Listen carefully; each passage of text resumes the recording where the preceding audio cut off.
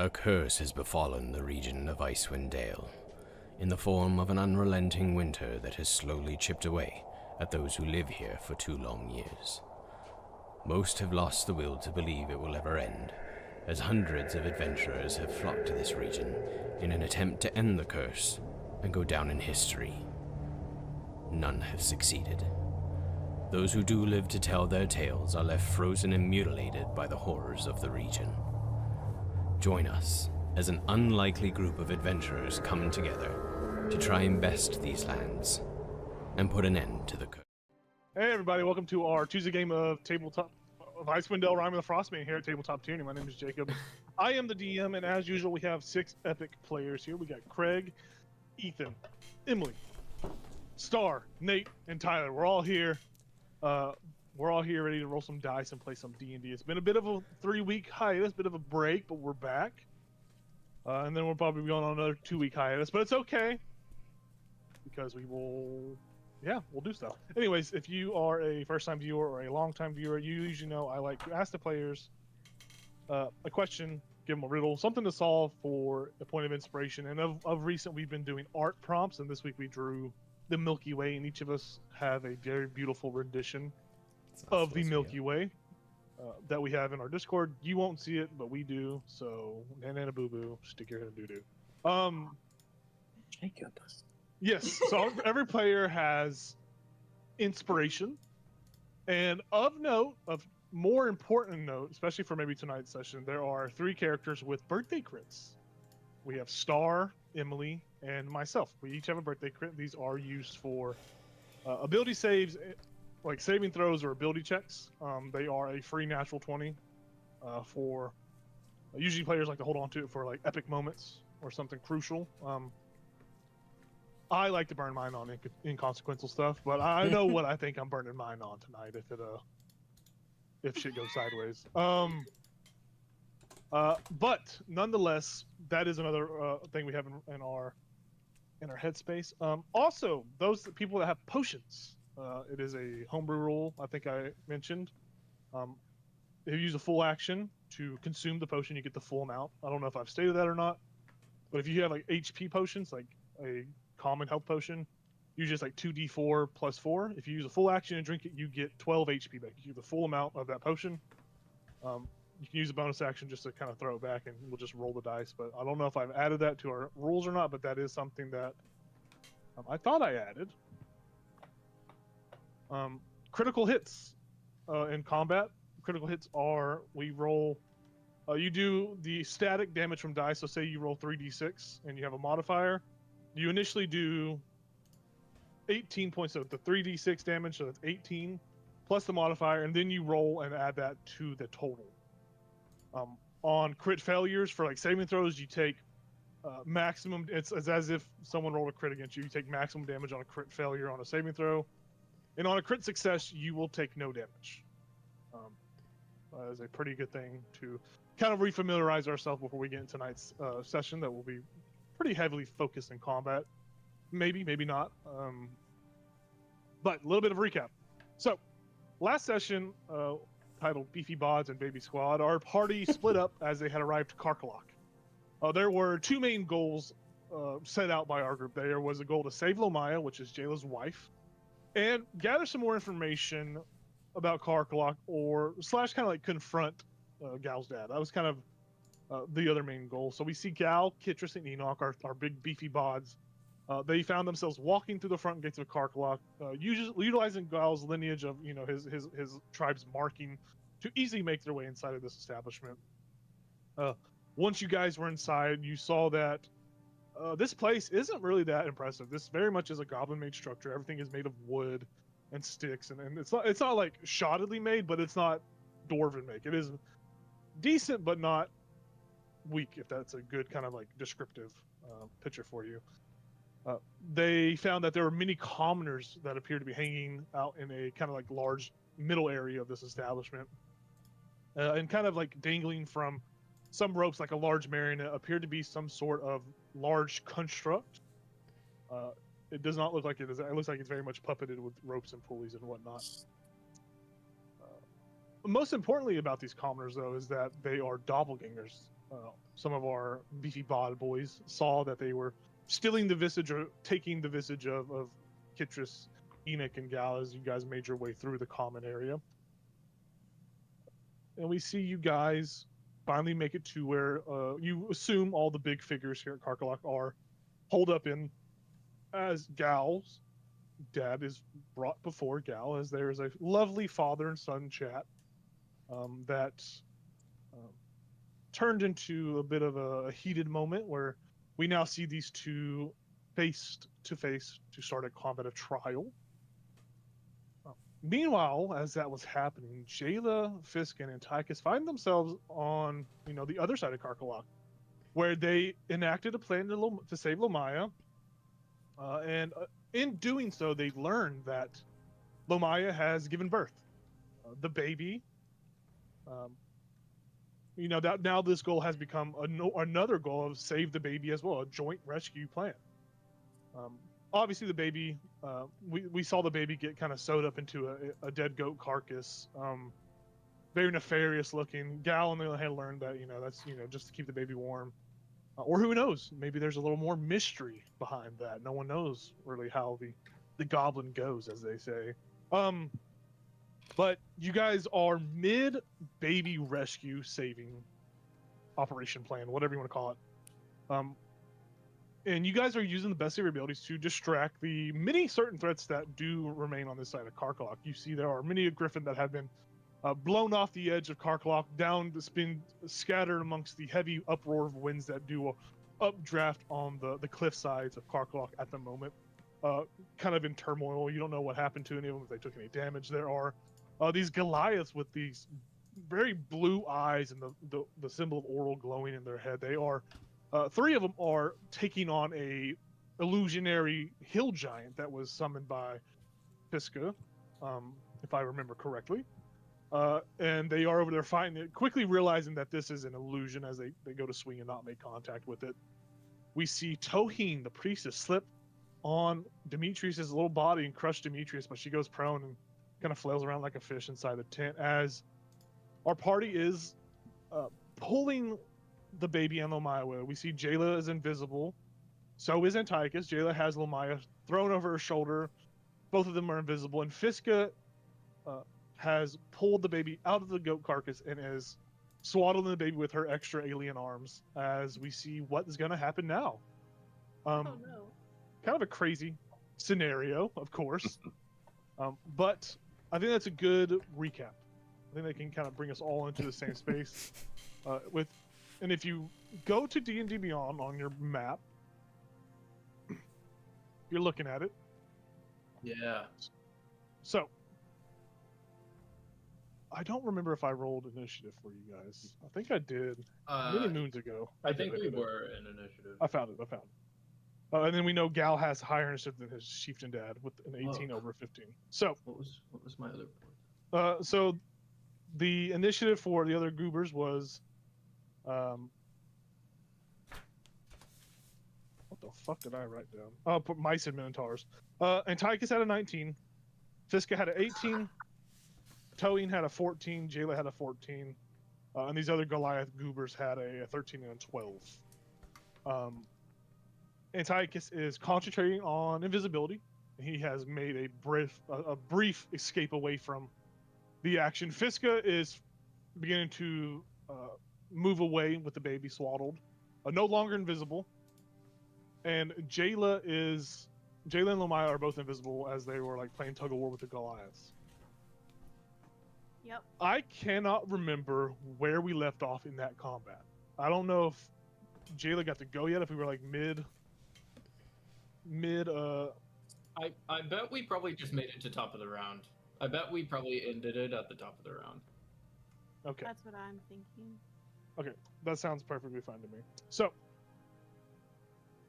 I will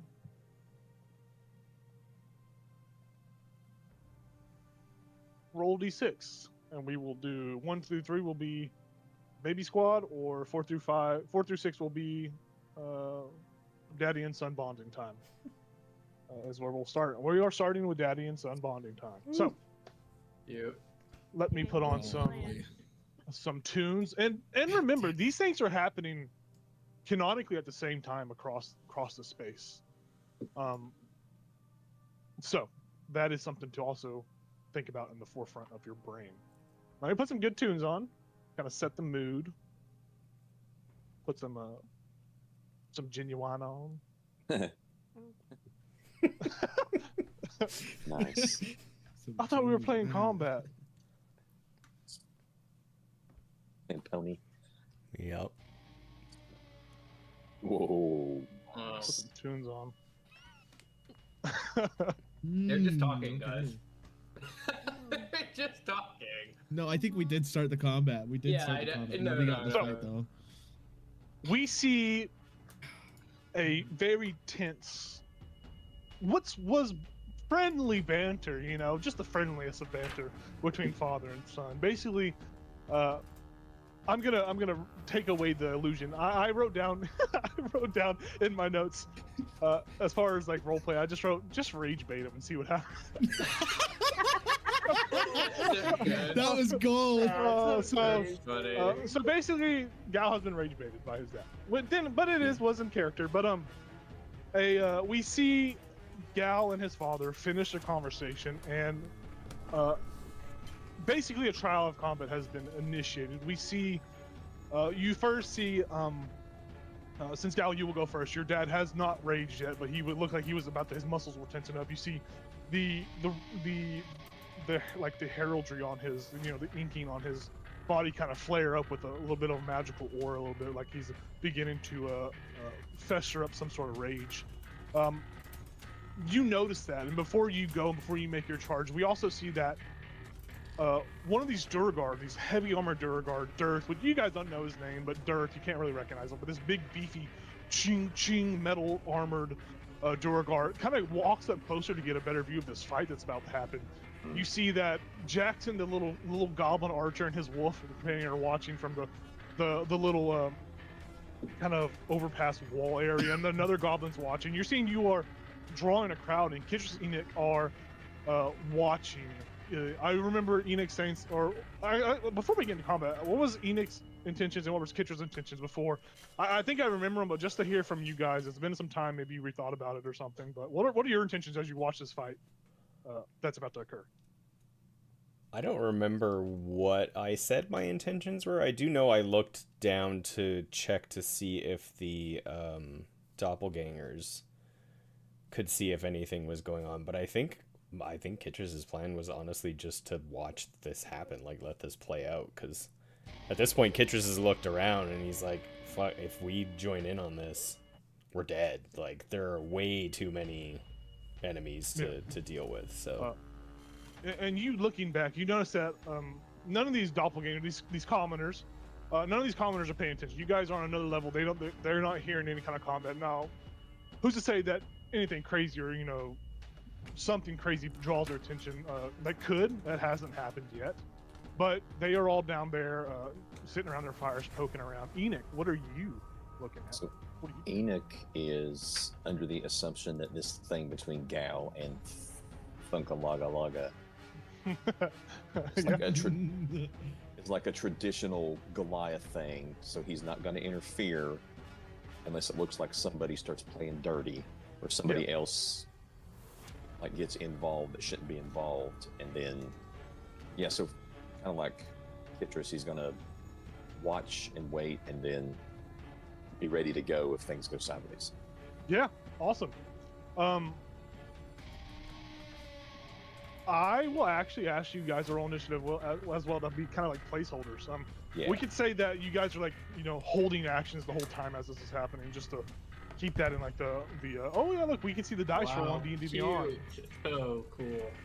I don't know if that's gonna destroy your computer or not, Nathan, but if it does, let me know. Oh, so far so good. So, down to 8. I got a 13. Yeah, I'm not Kitris burning my goes- inspiration on that. Okay. So you guys are just like holding actions basically to engage if other kind of tomfoolery happens. Yeah. You notice that there are these two undead minotaur who are not large minotaur scans, black and charred bones, who are looking in your direction with eyeless holes. They are, if they had eyes, they'd be looking, but they are watching a griffin is flying around all drunk like. Sorry about that. And you see there are these two hobgoblin, monkish looking, they have quarterstaffs. They are just chilling, watching, as well as this is the people in the immediate vicinity have begun to watch to see this happen. Do the hobgoblins' quarterstaffs look out of the ordinary? Good question. So the quarterstaffs itself are kind of like a bleached wood, like I'm just thinking like the ahead middle. if it's something I might want to take at some point. From just an initial visual, like looking at it, it's kind of like a bleached middle wood, and there's like metal on both ends, so it's kind of like gives us a heft to it. Okay. You do see there are some kind of gems or jewels in the ends of them. Right. As far as what, you don't know, but they seem to have some sort of significance. Okay. And these hobgoblins are wearing like blue robes, bluish robes. They have some scrolls around their belt. So, Gal, you kind of take in as you're talking to your father. You're taking. Everyone is watching. Everyone has there's a small crowd gathering of your allies and some foes within, and you see your dad is beginning to flex, and you're the first to go. You tell me, what do you do as you see your father before you, as this trial's been initiated? I see him starting to flex, and I'm gonna flex with him. I'm gonna take off my coat, drop it to the floor, show off them guns. Let them guns show. And with that, I will rage. Very nice. And yeah, once I rage, I'm basically just gonna close the distance immediately. Yeah.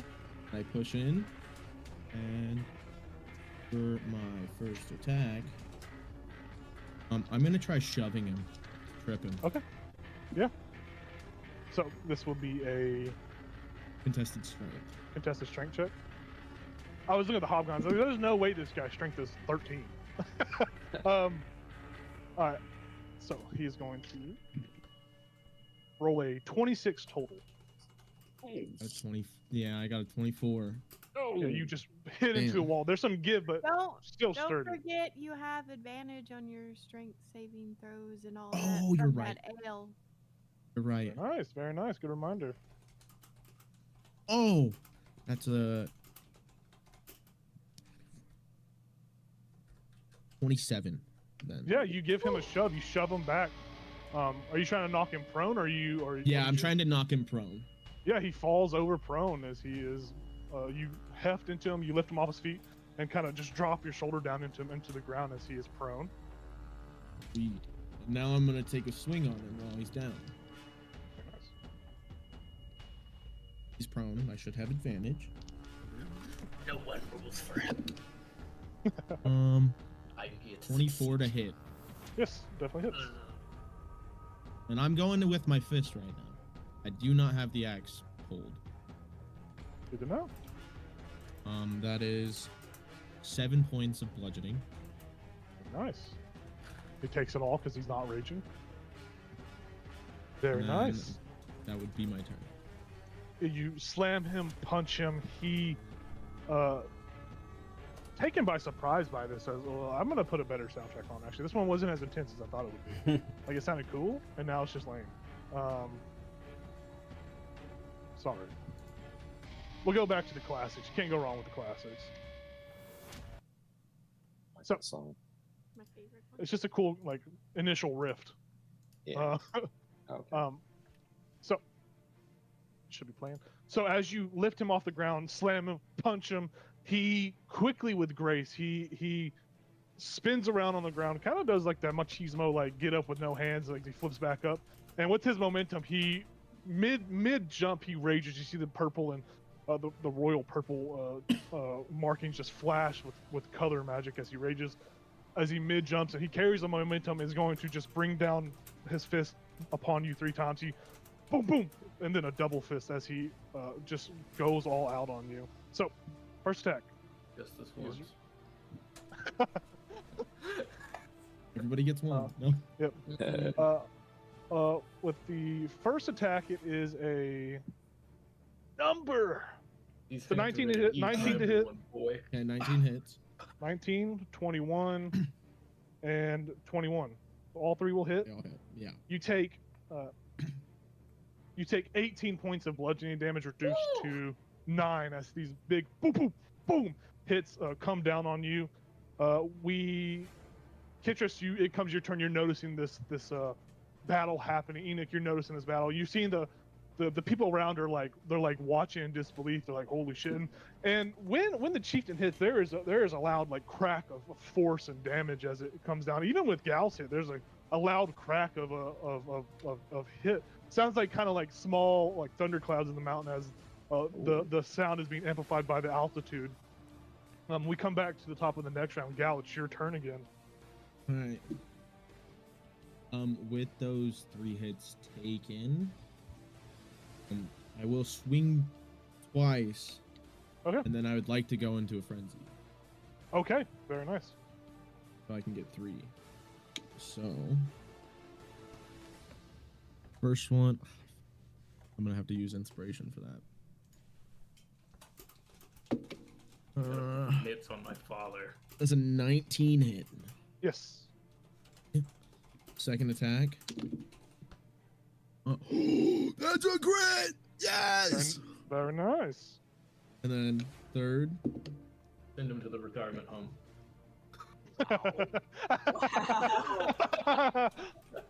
It was a 13 hit. You never know. A Figured 13 does AC's not hit. Okay. I have low AC. He's also a barbarian, so there's a thought of maybe. Almost, all right. almost hit. Just missed. So then that is so 7 for the first one because I don't have to roll with these. These are just straight. Yeah, fist. these are unarmed strikes, Yeah. so it's like The one 7 plus and your then strength modifier. 14. So 14 total, reduced to 7. Very Mm, nice. It would be 7 and then for the first one, 14 for the second one because it was correct. Oh yeah, so he will take 14 damage. Very nice. Or no, it would be Or 3 wait, plus 7, 11. So, Yeah, I or think no, so. it'd be 12. It'd be 12. It'd be 4. So, 12 points of damage. Yeah, you boom, boom, boom, hit him again as he takes these blows. He doesn't wince in pain, but he notices and nods, and a smile comes to his face as he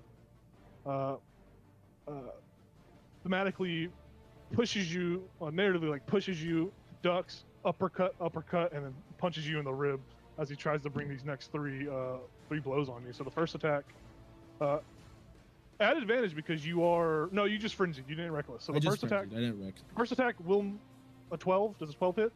No, it does not. 12 misses.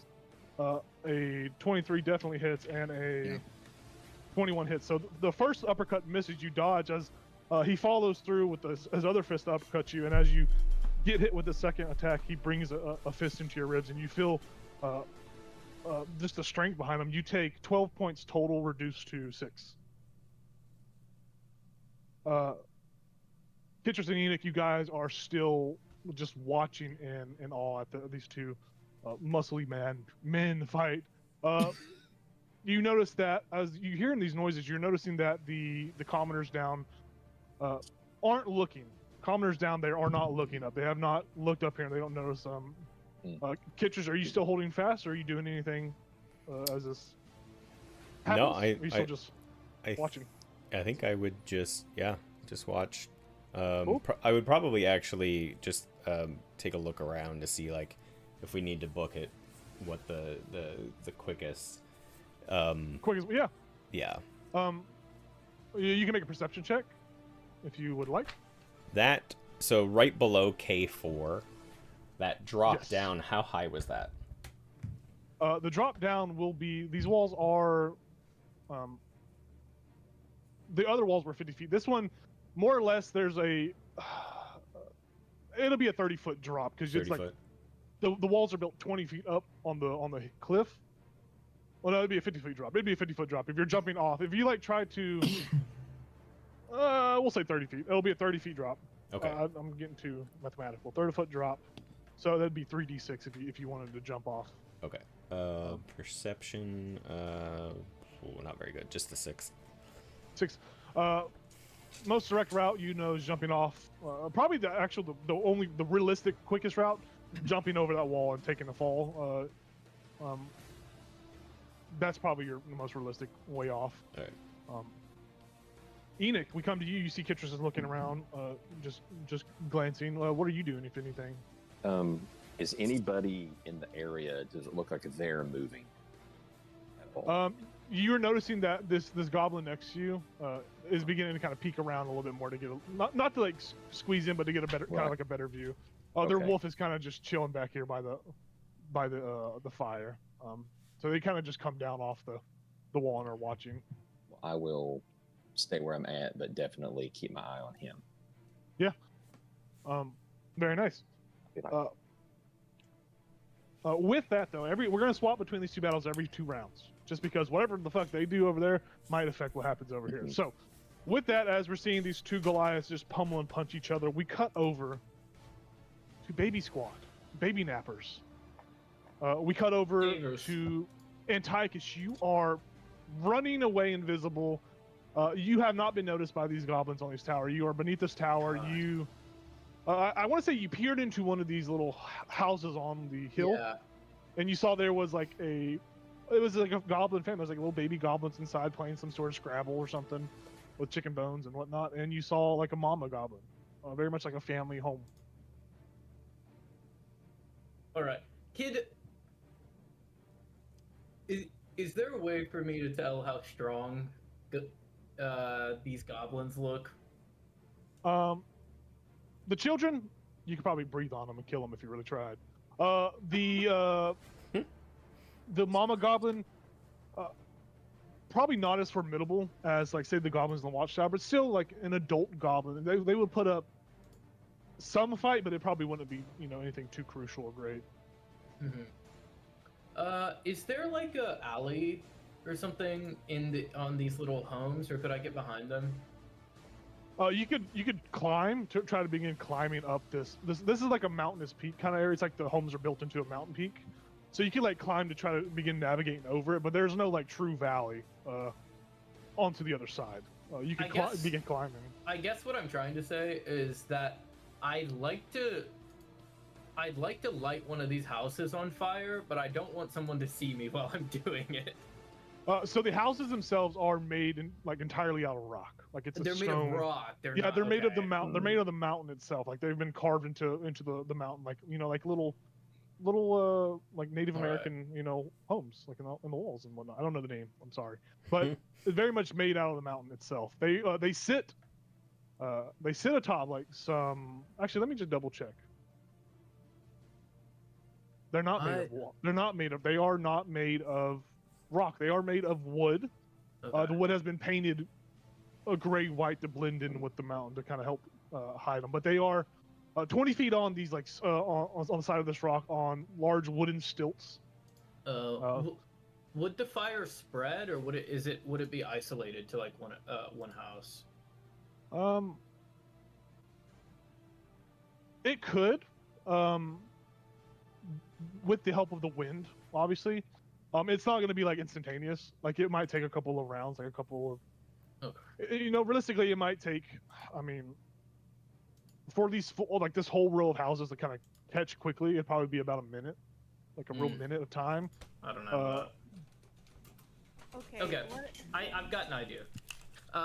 So can I go up K1? Yeah, you want to move down to the ladder and begin to climb up it, or do you want to try to climb the side of the? Yeah, I'd want to climb up the ladder, but just like peek over. Could I try that? Yeah, so it would take you 10 feet to get to the ladder, and then you would scale up 20 feet, so you'd be at the top with full movement. You climb up with full movement. Okay, could I just be like on the edge of the ladder? Yeah, you're like peeking up. You're not on top yet, but you're peeking over. Okay. You just see these 4 goblins. You see one of the goblins has a gilded horn, kind of like a signal horn, that dangles from their kind of like thrown on a little strap over their shoulder. Mm-hmm. And these goblins are kind of like moving clockwise, just peering over, looking out randomly. There's no certain like time interval. They're just looking up randomly. You are unnoticed. They're not expecting. Plus, with the wind whipping around, they're not really able to hear any kind of creaking or groaning of wood. I'm gonna cast Fireball. Okay. As you hold on to the ladder. Yeah. So I can duck down. Afterwards. Okay. So- Okay, Does that certainly. take your invisibility away? It will take your Yeah, it invisibility would. away. But whoever else still has it will still be invisible. So Okay, Fireball it is. Fireball is a 20-foot radius. I'm hoping if I duck down, it won't hit me. Like the fire will go over. I will This- say you could probably like make a save at like advantage, but I think you're still like in the blast radius. Like, Okay. well, sure. well, I think you'll be fine. You can cast it on top. It's not going to spread down. It'll just be like centered on top, and it'll pop up, and it'll No. like, it will break this tower more than likely, and you will fall. You will have to make a dexterity save at the just from the fall damage alone. But you cast Fireball. These guys need to make their saves, correct? Yeah. DC 17 dexterity. DC 17 dexterity. Okay, very nice.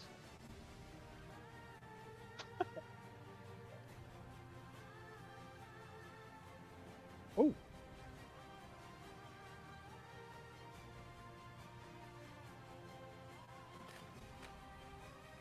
One of them succeeds, the rest fail. The one that is this one right here, K1J, he succeeds. Dope. Oh, it's mid. I do 24 damage. Oh, okay. So, So the fireball will actually just like look like that brazier, and inside the brazier, you'll kind of just be able to see kind of a baby, and then Okay. the baby starts crying, and then it explodes. Jeez. yeah, they all turn around and look at it as it, you just see their face brighten. With this resounding boom explosion of fire, the tower shakes and shifts and begins to break apart. I need you to make a dexterity save, and these goblins will make a dexterity save as well. See where they end up. You will end up safely on the ground. You figure the two that are far away are going to fall to their deaths. I'm gonna use my heroic perverter. Very nice. Okay, that's better. 15. 15. Very nice. You succeeded, actually. That was a success. So you're only going to take half damage from this fall. It's only a 20-foot fall, so 2d6. You take 3 points of damage from the fall. This goblin dies from the fall. This guy falls. This guy dies from the fall. And this one succeeds, only taking 3 damage as well. As you are on the ground now, both of you are prone. This goblin and you are prone on the ground from the blast. This whole Yes, he- tower is just sundered. Does he what? Which goblin had the horn? He fell off the mountain. The one that had the horn Thank- fell off the mountain okay. and died. Okay. Cool. So there's just a massive burnt, charred, smoking. I'm not doing all that. That's too much. There is no longer a tower here. So the tower is gone. The ground is charred. It's splintered. We'll say that's difficult terrain. If anyone walks through the tower, it's difficult terrain. But you and this goblin are prone. We cut over to... Who the fuck was next? I gotta keep going back and forth. We cut over to Fiska. Fiska, you see up ahead the... you see a fireball, boom, go off, and you watch as Antiochus falls out of invisibility, hits the ground. You see some goblins fall off. One goblin get trapped in the carnage, and one kind of tumble over the side and is smoldering but still alive. You are shimmying around this platform, and instantly, as you're shimmying, you see... you hear above these two goblins and wolves. You hear the wolves start to growl, and you see the goblins go, "Oh yeah!" and start making some noises as they seem to be drawn to the attention of the explosion. You see instantly all these huts. You watch as the little swing rope that hang from them, all the ropes get pulled in, and a little paper door comes down as these houses have like retreated into themselves for the most part. But what are you doing with baby Lomaya and Arm? Okay. Well, I'm just gonna get 10 feet down into this corner to look around here. Yes. It's there. A couple questions. How does the baby seem? would I notice that it is cold or no? You can make a medicine check if you would like. Would she have Sure, advantage for- because she's had a lot of babies? Actually, she would have disadvantage because she's such a terrible mother. So just a normal roll. Just a normal roll. Okay. 10. So I don't know shit. I'm guessing. Yeah, the baby. I mean, it's cold out here. You just pulled it That's a out of the baby. carcass. It's a baby. Yeah. Fine. It's They've quite a bit- always you do four. notice. You do notice that. I mean, the baby itself is like swaddled in like rug-skin leather and all that. But you can obviously tell it is a girl. It is a baby girl, like a little baby, a female baby. She's adorable. She got a little little pink, rosy cheeks and pink nose. Okay. So I moved 10 feet down here. I'm gonna look around. Is there like anywhere that looks like I could duck down and hide in this area, like in the? Yeah, I will say there is.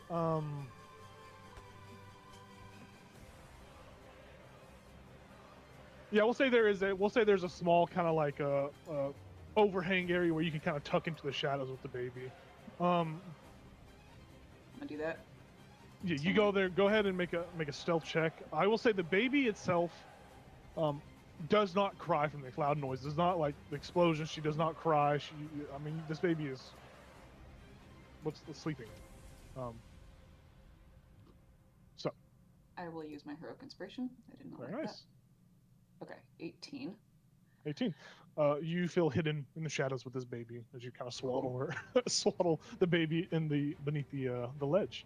So I'm going to mark you as. I'll just put a black border to show that you're hiding beneath the ledge. Awesome. Is that my action? It would be your main action to hide. Can I use a bonus action? Yeah. I am going to use a sorcery point. How Okay. many do I spend to do quicken spell? Yeah. Okay, I spend 2 sorcery points to cast Sending Quickened. Okay. Very awesome. Very cool. Um, Very sweet, dude. I like that. That's awesome. Can't remember. Did we designate a recipient for messages or? Well, you can send to whoever you know, right? Like, Yeah, I just meant like in the party. Had we decided who was going to be like? I can't remember. Don't. whoever you want to talk to. Not Caldra. Not Caldra. Whoever you want to talk to. It was going to be okay. Let's do Elzal because he seems reliable. Yeah, That's usually who I do. That's probably the best seems person like to a reach out to. reliable. So he's the one. Seems Okay. the most reliable one. Yeah. Also, before you say it, I don't remember what time this shit started. Do you guys remember what the time was?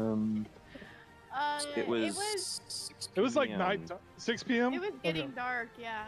It was 6 p.m. when we started the last session. Oh no, it's 8 p.m. when you guys arrived, so it's probably like 8:30ish, about 8:30ish now. Okay. Or not even that, probably like 8:10 or 8:15, 8:15ish. Would Yes. people have seen my fireball? Especially we'll since get I to did that. it on Yeah, top of the tower. Yeah, we'll get to that in a second. No, they didn't see that. No, I there's thought they would see a fireball. No. well, so No, there, it's not there is a fireball. large mountain peak there, so they might see That's the true. smoke, and there might be the quick hum of the glow. Mhm. But we'll see. We'll see next Well, whenever we come Not back over drowned to out the- by the thunderous punches. You True. never know. Maybe. They're watching a UFC I mean, fight. realistically, let's see. We'll see. I'm Leave it in surprised the one air. of your We'll see. coaches is in the corner. Oh. Did you see that shit over there, huh? He takes a step whenever he's about to punch. Okay.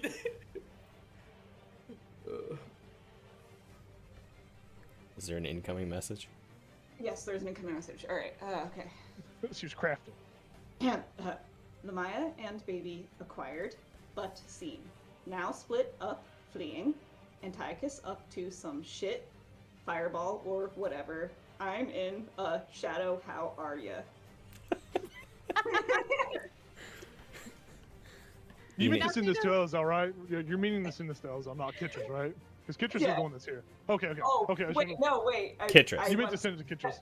the one who's here. No, Okay, it's Kitris. Yeah. No, Kitris not is the here. other one.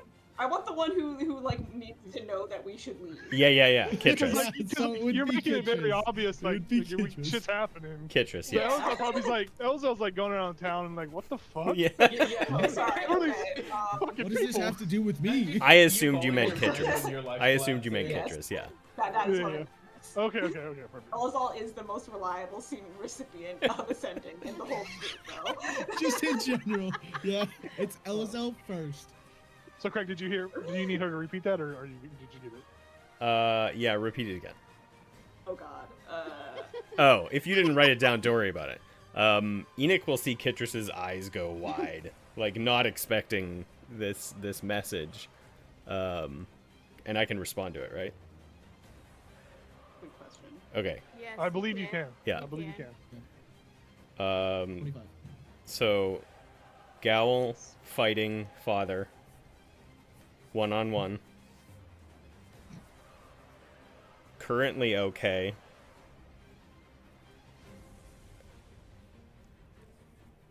Should we meet or just run?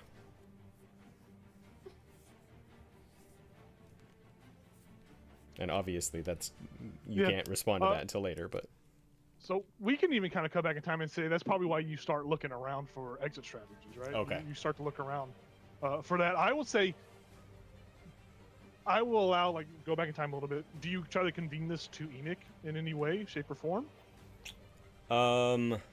yeah, I guess if they're busy fighting, I could walk over to him and just whisper, Yeah. communicate all that to him. Yeah. Yeah. So yeah, So- we'd just be standing next to each other at this point then.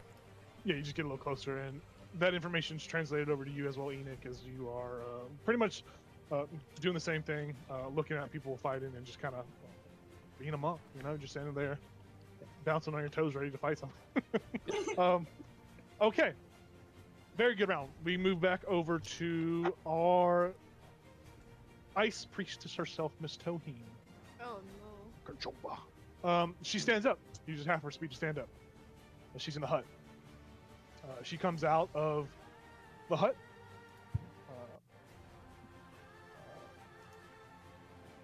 Looks at these. Oh! I don't mean to move that guy. She comes out of the hut and she is seeing the hill giant first. She uses a interaction with the free interaction just to look around for a perception check. Doesn't notice what's going on to the left. Hasn't been made aware. She's seeing these Goliaths fight this hill giant, and she knows something's up. You probably don't see her do this or cast it, but she casts some sort of spell. She casts some sort of spell on herself. Let me work it off. Probably her highest level spell. Probably. Watch her Casting on cast herself. like see invisibility or something. I'm Or looking mage armor. for- You guys don't see what she casts, but she seems to cast some spell. Probably not her highest level spell, because that would be kind of goofy. If Mage but- Armor is her highest level spell, that'd be great. We really lucked out, guys. It is not mage armor, I will tell you that. With that, we move over to. We'll say maybe she moves closer to the brazier, kind of like to the center of the area to take in her environment. Doesn't notice what's going on to the left. Jayla's so lucky. Really is. Do I use my birthday crit? No. We see Jayla now, mid tug of war. The baby has been pulled free. You're still invisible. Lamaya strapped to your shoulder or over your shoulder. What are you doing? Well, I would let go of the goat and hope the guy falls down. That's not happening. What do you But- mean? We're tugging the goat, and if I let go, Okay, I'll roll a check to see if he goes prone. You'll find out when he goes. okay.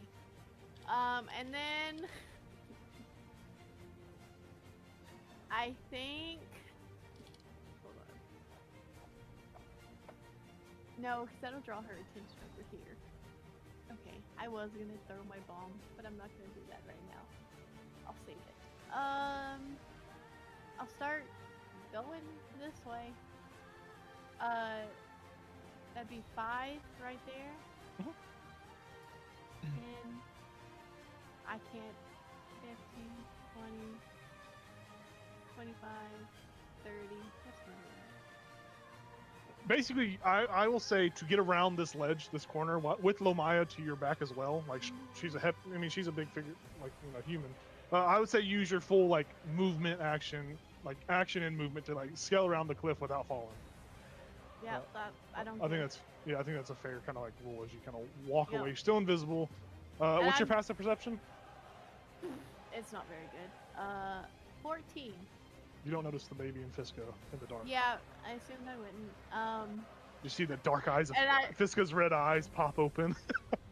No, I feel like the first thing she sees is just a tower on fire, and she's like, "Fuck." Yes, indeed you do. You do see that. And you hear noises above in Goblin. Do you speak Goblin? I speak Undercommon. There, you just hear. Okay. Sounds like the wild thorn bears up there. Well, Thank you for that pity laugh. I do appreciate that. Just a reference I wasn't expecting. Okay, with that, that's your full move, full thing. Now we move over to the clergy, which I do remember. I think one of the clergies did spot something happening over. But just to be fair, I'll make them both roll perception checks. Yeah, one of them notices. The one that's closest notices, and you see that they look over to your left, and they use a full action to speak. They say, in common, they say, "High Priestess, the baby, something's happening. Look over there." And they draw the attention with a full action of towing over in the general direction of the southeast, where you guys just kind of crested over in that general direction. And you watch as these three Goliaths at the front are still fighting this hill giant, quickly stopping. And you notice that these Goliath warriors are running. They run to the edge. Well, first this one falls down and goes prone. He steps back up and runs to the edge. He throws a goat over the edge as it disappears. We notice the other Goliath comes to the edge as well. And this second Goliath is going to make a perception check to see if he hears any of the goblinoid noises above. Both of these guys just stop at the edge and are looking over the edge, peering. You notice that shapes of the beginning emergence of griffins coming back up are starting to happen. You feel that it'll take a couple of rounds, but you see the shadows are beginning to kind of crest up the updraft of wind. With that, we move back to the top of this order. We move back to Antiochus. Antiochus, you were on the ground next to this goblin. This goblin is going to actually add initiative. He goes, but yeah, it's like he goes before me? No. He's on the ground, really in pain. You are up. You're prone. Okay, fine. I'm fine, whatever. I'll use half my movement to get up. Mm-hmm.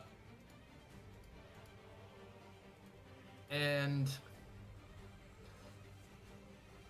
does he look worried, or how hurt does he look? He looks charred and bloody. Does he look like he still got fight in him? Like he's gonna fight me? He looks like a vicious Silent Storm goblin. You don't know his intentions. Okay. I'm gonna get my gun out.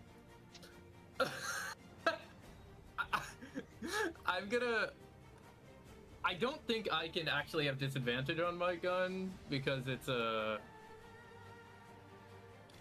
save, right? Or do I still have to hit? To hit him? Yeah. What are you trying to do? What are you trying to do? I was thinking about shooting him with my shotgun. Okay. Would I have? Do I have to roll an attack roll, or because it's a 15-foot cone?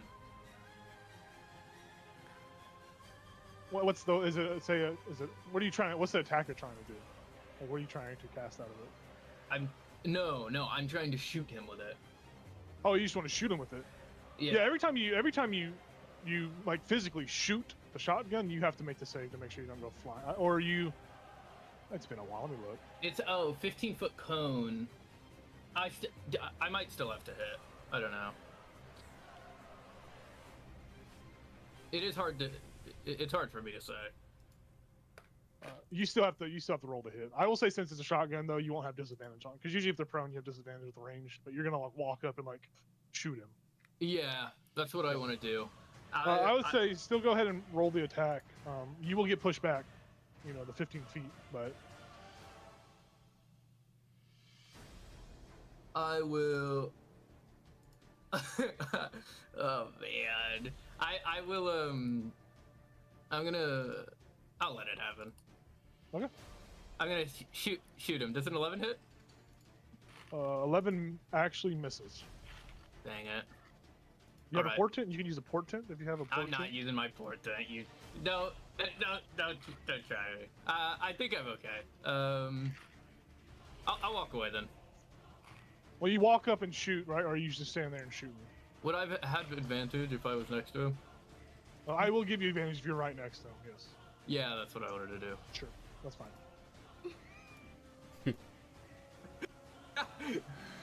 Oh, mwah, mwah. I love when he's merciful.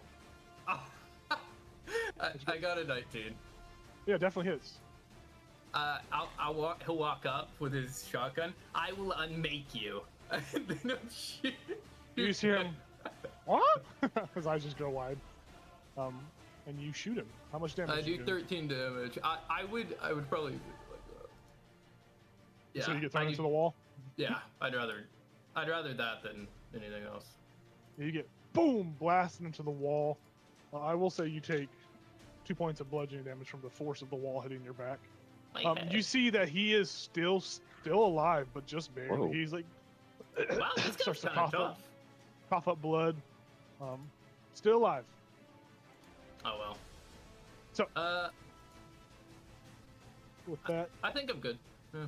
we move over to Fiska. Fiska, you're seeing Jayla come around or you don't even see Jayla come around the corner because she's invisible. You see Veru, you see Antiochus try to execute this goblin and get thrown against the wall, and the goblin like reaches a hand out as it's still like squirming. He's like, ah, just trying to still alive. She's gonna at Jayla. What? I'm gonna make a sound. Is that not actually audible? Is that not picked up by the mic? The P. It was- I can hear you. heard, Yep. I heard it. Okay.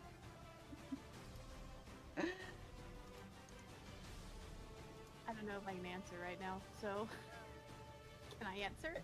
So you're doing your best to make your attention known to her is what you're trying to convey. Right? Yeah, pretty much. Yeah. Yeah.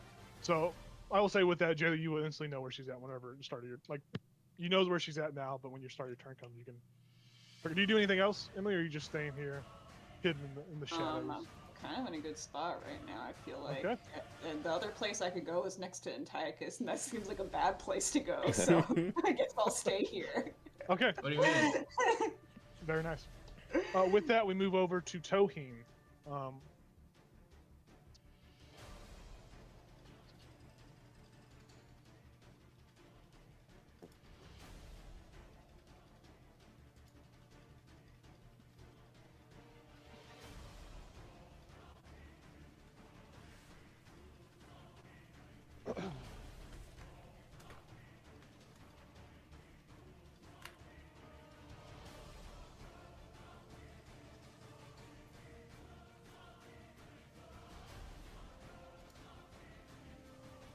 Okay. Toheen does her thing. With that, we'll move over to Jayla. Jayla, you see Fiska is... you see Fiska. She just laid flat against the snow. That's how she's camouflaged. Where's the baby? Here, pull her out, hold it up, just put it back in. With the creepy pink arms, they extend upwards behind her back. Oh, gross. I love that visual. I think I'm gonna set a bomb off. Nice. Oh, that sounds fun. Yeah. Don't do it here. Yeah, you have to move. We have to leave. Oh, We have to leave. I love that. I'd love to leave. Okay. I think. Okay. Let me make sure how this works. Because I could potentially throw it. Up to 60 feet. Oh, okay, cool. Where's my bomb? Oh, there it is. Okay. Yeah, I kind of want to throw it, like, if I Oops. moved, I'm going to throw it, like, over, oh, just kidding. There you go. I'm going to throw it, like, over here. Okay. So that'd be 10, 20, and then 10, 20, 30. Or as far over here as I can throw it, if that makes sense. Very nice. Okay, you can throw it all the way to the edge of that line. You can basically throw it to this line over here. The secondary line over here. Okay, if I move, oh, Well, you can just, from there, you can just toss it. I will not be invisible anymore, I know that. You will not be invisible, that is correct. So right here. If you like, you're not going up the steps, right? You're just like getting closer. Yeah, I'm just getting closer and trying to throw it. I would think you see a goblin that's like looking Oh, towards a fire. Like you would see the goblin right there if you got too close.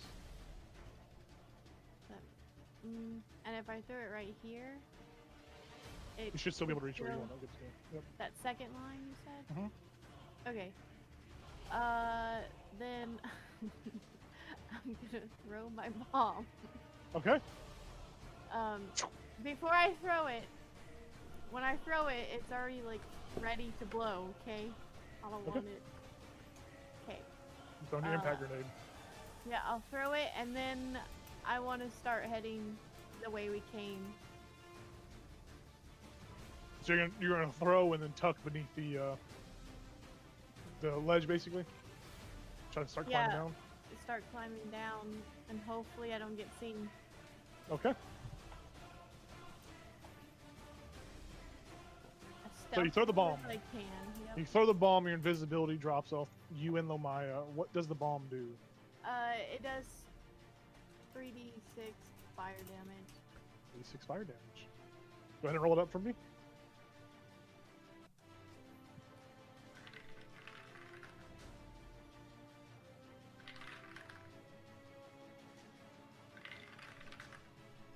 Ooh. 13. 13. You throw the bomb, and as the bomb, you see the wood splinter and crackle. As where you threw it at, you see as that part of the wall crumbles and breaks down and kind of falls in. So this section of the wall, this section right.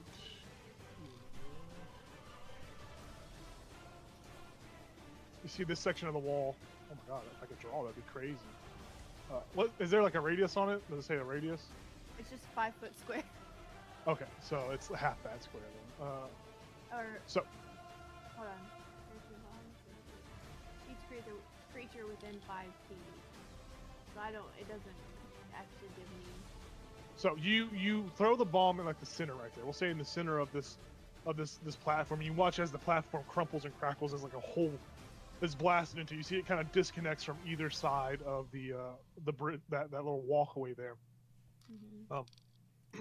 You do that and you don't know what happens after that, but you see that explosion go off. You tuck back down and begin to make your descent, or get down onto this ledge. And are you moving further towards Antiochus right here, or are you just staying like right there?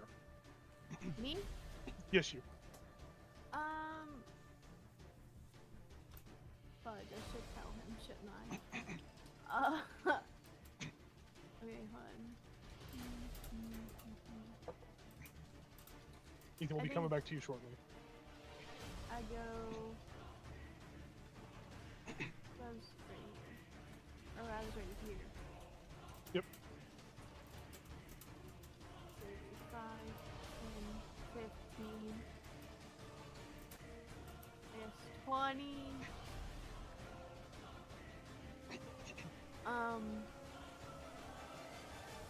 I'm just gonna. Oh, I don't know if he's gonna hear me because of the wind. He won't. Yep. Okay. Oh. Plus, his shotgun blast just went off too. So, What? are you bringing Lamaya with you? Yes. Okay.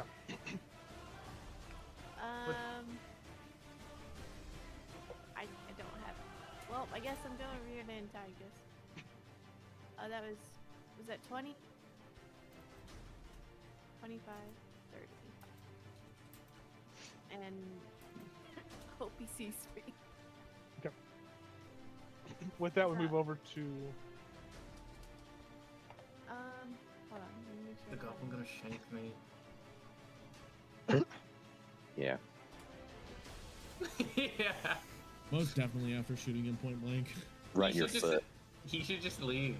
He should just leave. He'll just roll and stab.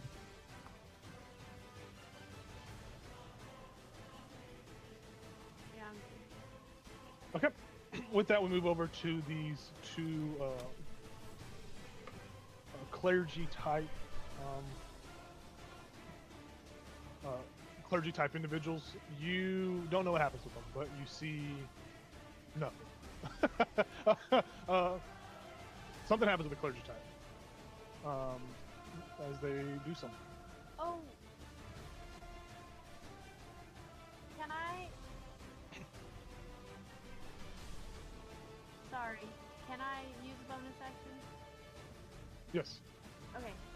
Can I use 2 charges from my bracers and summon a large shield? Sure. And look for Antiochus. Yeah. What's I that? He's don't- like shield of faith. You summon a large spectral shield. It follows a creature for a duration. It's providing half cover. Okay. I have to pause an app real quick. Yeah. So you have half covered. No. I'm ready. I gotta get up this cliff. I feel like that's gonna take a while though. We need to run. Man, I'm just back. I killed 3 goblins with 1 move. This is the move that made LeBron cry. Okay. Okay. I killed 3 you. Fireball. Is that the fireball I gave you? Is that what that was? I didn't think I could pull out the scroll while I was hanging on a ladder. I will say this: Jayla and actually Fiska, make a perception check for me. Oh no. Did anybody else leave the map? Yeah, I did. Oh, I He paused paused it. I'm it. so sorry. I paused it. Okay. I'm so sorry. That's okay. So make sure I didn't do something. I should have gaslit you. Yeah. No. I just went, Map let me should be restart. What's wrong You. with your... Oh.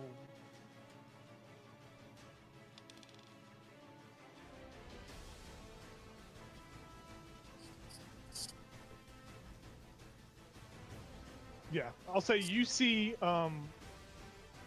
hanging low and cresting over the like coming over the wall quickly.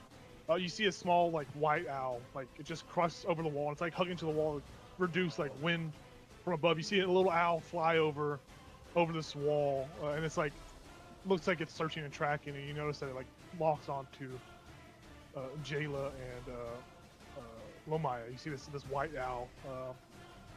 Did she like polymorph herself, or did she? You Fiska, you remember this as Killed there were owls in Dugan's Hole. Owls that look very familiar to this owl, this like white oral-looking owl. It crests over. It looks like it moves its full action to get over this wall, and you see that. So next with that, we have these guys are gonna go. Oh, don't mean to do that.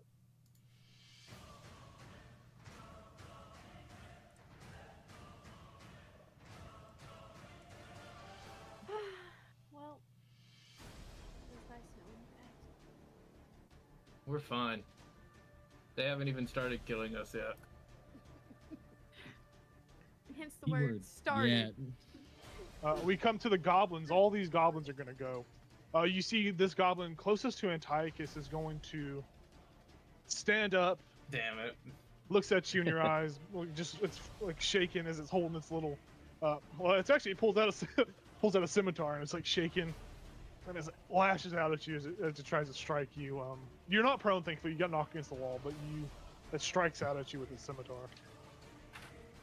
And I'm pretty positive a 7 misses. So it tries to, but it's so weak. It's burned and foul. Its arm's probably broken as it swings through. It just misses you. But it's engaging. I'll just spit. I'll spit on him. I'll spit on him. Okay. You see now that Jayla's invisible, these 2 odd goblins atop this wall are gonna let out arrows at you, Jayla. Cool. Cool.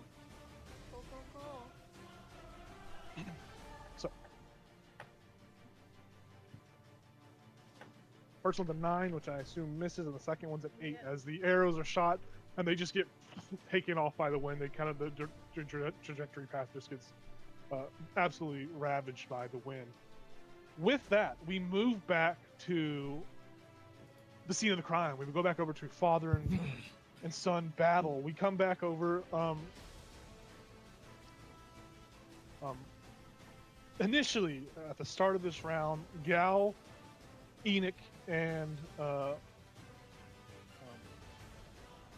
actually not at the top of this round. Sorry, I lied. Gal, what do you do? You come back to the top of the round. What are you doing? After getting uppercut, Yes. he's gonna And rib punched. and red punched. With him getting I figured that he would have sent me up a little bit with that uppercut because of his Yes, strength. yeah. Yeah, I'm gonna use that momentum and come back down and headbutt him. Very nice. Yeah. Hopefully hitting. Oh, a crit! Yes. Let's go. Nice. I'm rolling hot. And then after the headbutt, just quick 1-2. 24 to hit. And then, God, I'm rolling great right now. 23. Very nice. All 3 of those So hit. that's Start with the that's- crit damage. that'd be 14 for the crit. 14. So reduced to Okay, 7. Reduced to 7. And then 2 7s, so another 14. So it'd I be get 3. So yeah, so 7 from the 14 for the first one, so it'd be 7, and then Yeah, 7 from the second one. 7. So another 7 on top. Yeah. So 14 Yeah. total. Yeah. Okay. 14 total. Very nice. Very nice. He spits out a little bit of blood, and he says, "Do you, you really have gotten really weak, being on your own, away from father. Let me show you how to throw a punch." And he rears back and just he like grabs you by your shoulder and just punches you 3 times with the same fist over and over again. When will you learn? 26 first one, Boy. 14 on the second one, and then a 17 on the third one. They all hit. Okay, you take 18 points of damage reduced to 9 as he just lays into you with these 3 boom, boom, boom punches. Kitris, we come over to you. Yeah. You know some stuff's going on. You heard some word from Fiska, the stork. What are you doing? I think so. We haven't heard the fireball or the bomb yet. You didn't even see your glow or anything. It's a far ways away, and there's a large mountain range in the way too, like a peak. Okay. The peak, thankfully, has obscured most of that. As far as the bomb goes, you probably wouldn't be able to see it go off from where you're at. Wouldn't hear it either. You wouldn't hear it either, yeah. Oh, okay. Just trying to think if there's a way for Kitris to communicate to Gowl. I mean, essentially that we have what we need, but I'm not sure how to communicate that. Gal, no. I'll be honest, that's if Gal will hear it. Right now, he is seeing just pure red. Yeah. Rose, I have basically just lost sanity, and I'm going all in. Okay. That's why I didn't even react to him saying that. Gal's not Gal right now. Okay. Yeah, I don't think Kitchus would do anything. Perfect. Yep. Okay. Enoch. What are you doing? Enoch is going to turn and look at Goblin K4G. Yeah.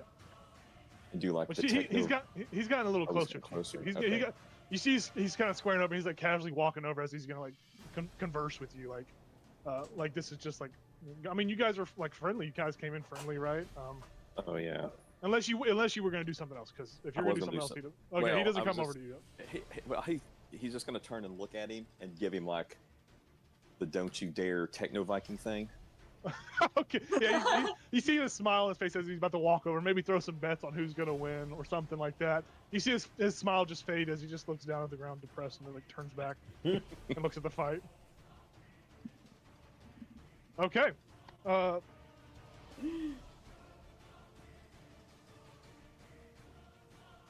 Okay, back to the top of the next round. We come up to see Gaul. It's your turn. All right. Start trying to wail. All right.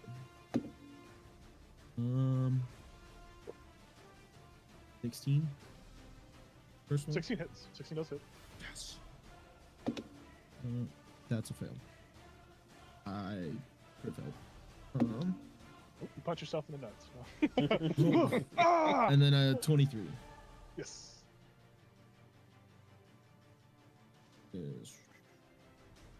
is 7 from both. All right, 7 Seven, both, so so- reduced to 7, basically. 14. 14 to 7. Yeah. So. Very nice.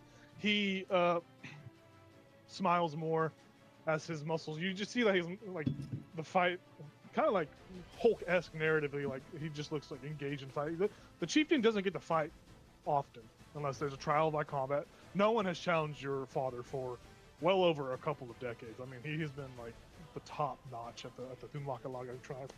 He being punched by you, he feints 2 punches, and you just see he throws his knee twice into your ribs, and then he punches you in the left side of your body with his other hand. So he's gonna do 3 more unarmed strikes against you. First one is a critical failure. He misses. The first one. His first knee, he misses. We'll take that. He stumbles a little bit, recuperates, and tries to bring the second knee up. The second one's an 11. You see he misses with that one as well. Yes. And yes, you see the frustration huge. on his face as he throws the last punch with the 16 that'll hit you, as he does 6 more points of damage, reduced to 3 to you. As he tries to do these 2 knees, and you block them both with your hands, and he just comes across with his left hook and hits you in the ribs. So 3 points of damage total. And with that, we move over to Kitris again. Kitris, you saw Ichabod, or not Ichabod, Enoch stare down this goblin. The goblin's turned around. You're noticing that these 2 hobgoblins are kind of coming around, like they kind of moved over to like watch better. And you see now that this guy is kind of closing a little bit to watch a little bit. Jackson has like moved down. The people are just watching this fight. So I don't get the impression that they're like waiting to jump in. They're more or less just enthralled by the fight. They're just okay. like coming in closer as like a crowd would. They're not like there's no like sense of like intervention on their Okay. faces. All right. So they all understand what's going on then. Like Yeah, they're watching. They're these guys are like, compared to the chieftain, they're like on the bottom of the ladder. Why would they? They're just watching it. yeah. Yeah, I mean, Kitris will just like. Does it? Do I have any indication between the 2 of them, like who has the upper hand at the moment? Like who's? I mean, medicine. You can make a medicine check to kind of just tell. Sure. Like what both of them might be sitting at, or like what kind of damage they've suffered. They both look bloodied and bruised, like or beaten, like they have like blood coming out of their face and arms and whatnot. I got an 8. And I mean, it looks like they're evenly matched. They're going toe to toe. All right. You can't really tell. I mean, you don't really know. Gal's a big guy. His father's even bigger. You Right. figure maybe his father just because of size, but Then I would just turn to Enoch and say, are we leaving at any point? I don't know we're doing at this point. I'm gonna stay here and watch Gal until I see something otherwise. All right. Yeah.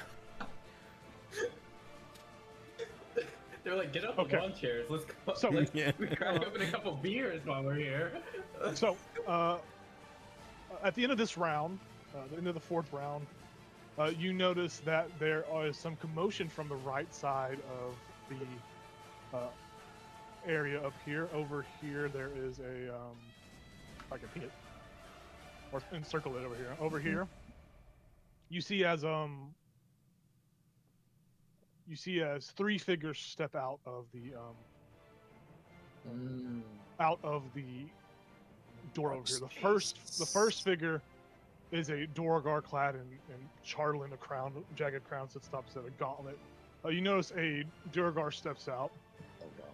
followed by a goblin with a kind of like a purple head wrap on, and then you see Town Speaker Nerith step out This of bitch. I this figured he might be place. here. And they're all staring out, and King Zardarok comes out, and he is taking in what's happening. And it looks like he's about to say something, but before he can get off what he says, we cut over Oh. to the other group. Oh no. Dude, I So- have no idea. Oh no. We So- don't know he's there. We don't know he's there, guys.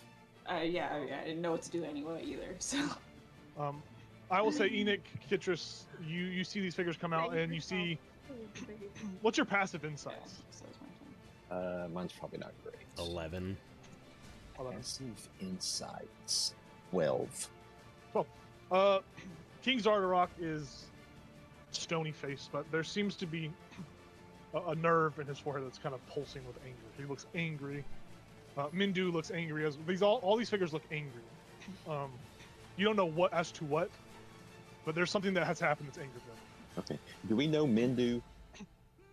I think Jayla's mentioned it, but you don't really know. Okay. Yeah, I mentioned it before we entered that these goblins aren't normal goblins, that they're like assassins. Oh, okay. And she's the head of it. Gotcha. They're mind goblins. It's pretty funny. It's so funny that we come back to Antiochus. What are you doing? I will look at this goblin. I'll say, "Don't you fucking hit me!" And then I will walk. I guess I'll start trying to. Actually, I will just start walking away. Don't you fucking hit me! That's what I'll tell him, and I'll start walking away. Oh, make an intimidation check at advantage. Nice. I love it here. Natural 20, by the way. Woo! All right. We shall see what he will do. You figured that the message was conveyed. All right, and you are walking towards. You see as you turn to walk towards Jayla, you watch these. You see these goblins on the far, or wherever you're walking. You kind of see Jayla approaching, but you notice there's goblins with arrows lodged, and they're trying to shoot at Jayla. They see her. You don't see Fiska though. Damn it. I guess I'll turn around. You good? You good? We need to fucking leave. Okay, then I'm gonna walk towards the exit. These squares are each 10 feet? Yes. Like the whole squares? Okay. Yeah, the whole square is 10 feet. 30. I guess I'll just keep going, because I don't think I can see anyone at the moment. And you wouldn't. I don't think you even would know about that around the bend that there's a tower there. So I think what you do is if you're like sprinting, you kind of begin to crest around that corner. You would see a tower up ahead with goblins like keeping watch on the front of this establishment. They don't notice you, but you probably like come up there and stop just noticing that, which I think that's the rest of your movement, right? If you go another 30 feet. Yeah. Yeah, like right Pretty there. much. Yeah. So right when you stop, you kind of like come around the corner and see goblins that are watching outwards, looking away. They seem to not have noticed this. Whatever happened. Behind. Whatever the fuck happened back here. Perfect. With that, we move over to Fiska and Baby, the stork and the baby. Mm-hmm. So as my bonus action, I do a telepathic speech to Jayla. Okay.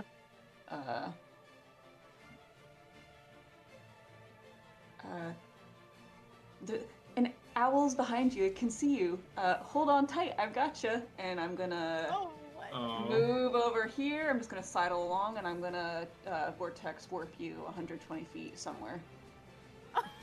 Okay. Off the mountain. into the air. The abyss. I have to both, this way. yeah, I have to both like be able to see you, and then you have to end up on like flat ground. Or are you trying to like stealth past the owl and all that too? Like when you're doing this, or are you just like walking in front of it? No, I'm trying to stealth. Okay, go ahead and roll a stealth check for me too. 21. Yes. Okay. You are a stealthy, cryptic monster under the bridge. Yes, I should be. Asking riddles. Where's this all? The safest looking space within 120 feet. Are you trying to take her like to you? So like when you get to there, you can you see that you can kind of like squeeze through this space here. Like if you really try, you can squeeze through right here. Cool. So you can see within 120 feet of the hole. And like coming through, you see like you're on a like a mountain. Like you're looking down, you see a bunch of commoners, and you see this. The commoners are all looking in the direction of where the explosion was. All these commoners that are looking. You see that some of them are moving about, and some people are like moving this direction to like come check it out. There's all these common Dell folk just wearing like robed things. You're seeing some of them come over here. Mm-hmm. Like as word's starting to spread, they're like kind of like spreading out a little bit. There's like small chaos happening down here. Mm-hmm. Okay. So, I guess I'm trying to think of like somewhere around here because 120 feet gets me to the front door. Like maybe a spot that's in a shadow that doesn't have a bunch of guards. I would say. Like that. I would say. Honestly, I think the best spot would probably be maybe like here, beneath the bridge, like beneath the bridge right here. Because I mean, I was wondering that. These guys are looking forward. You don't want to go too close to them. So I think because I think from where you're at, you'd be able to see on that like ledge beneath the bridge too. Mm-hmm. And I think that would be probably the best place to put her, like underneath that bridge. Okay, cool. Let's do it. Yep. That's So where is she's it going. is it just Jayla? Because Lamaya's on her back too. I think it just works for one person, right? Another creature you can see within range. It's unclear. So since it specifies another creature, it would just be her. Okay. Or Lamaya. Then I will twin it. I'll use sorcery points to Perfect. twin Perfect. it. Damn you! Sorry about that. Very cool. Very cool. So you're gonna send her over here underneath the bridge, basically. Yeah. Oh god. Oh god. Oh god. Oh, we both moved them at the same time. Yeah. And you guys are both basically hidden under this bridge, tucked around. Jayla, what's that Fisker? What do you think that looks like as far as the Oh my god, I had flavor text written for this spell, but I don't remember what it was. Okay, yeah. So it's gonna be some like Lovecraftian ass shit. It's gonna start to feel cold. There's gonna be like black, like writhing tentacles around you. Your vision starts to get cloudy. It's not gonna be a good time. That's why I told you to hold on. Oh fuck. I hear whispers. I have written down. You hear a harsh, dry croaking sound that like starts softly and grows around you. That's nightmare fuel. Perfect. So that is your whole action. You stealth by. You notice quickly that the owl is like actively looking around. Like it's like sees that and then sees Jayla just kind of like warp away and is looking around. And you can squeeze through. Basically get to the other side of that, like, squeeze through with like use the restroom room to squeeze through and get there. Oh, good. Yeah. Let me double check what that is. Yeah. Okay, I can do like another 10 feet. And you roll a 21, so these commoners below are not looking. They don't see you. But if one of them rolls a high perception check next round, they might notice you. Okay. So, very nice. With that, we move over to Toheen. Toheen.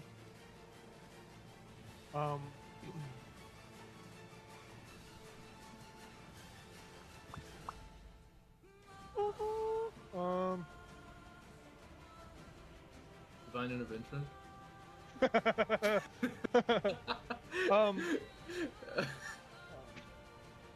I'm gonna make Tohin invisible because you don't know what she's doing. She. Who's that? Actually, I will say you see, Ooh, okay. None of you see this because you're looking forward away from her. I would say maybe Kitris, from the corner of your eye at the third round, so about 12 seconds ago, you see kind of like a blue aura kind of growing. Think of like Godzilla's radiation breath, where it's like tails charging up. Think of like that charging like pulsing sound, or like visual. And you're seeing that it looks like over in that area, the winds and the ice that flows seems to start to slow down slightly, as if some sort of weather controlling is happening over there. Okay. So that's Tohin doing that. Jayla, you have been taken to the Shadow Realm and spit out beneath the bridge. With many adversarials around you, they don't see you, they don't notice you. You are hidden at the moment. If you remain here, you have to make another hide action just to keep maintaining. You'll make it at advantage. Are you staying put, or are you looking for little places to go? I want to. And you can see across the way. You can see. Oh, actually, yes. Ooh. You look across the way, and you see a small owl that kind of crests over this bridge, beginning to crest. Another owl cresting over this bridge, and you get distracted momentarily as you see this owl, and then you see a skeleton of a minotaur. Mama. And for a moment, you shudder at the thought of what that could be or who that could be. And you notice that one of their horns is chipped. And you think of a familial, recent or family history of one of your parents having a chipped horn, and you think for that moment that may or may not be one of your parents.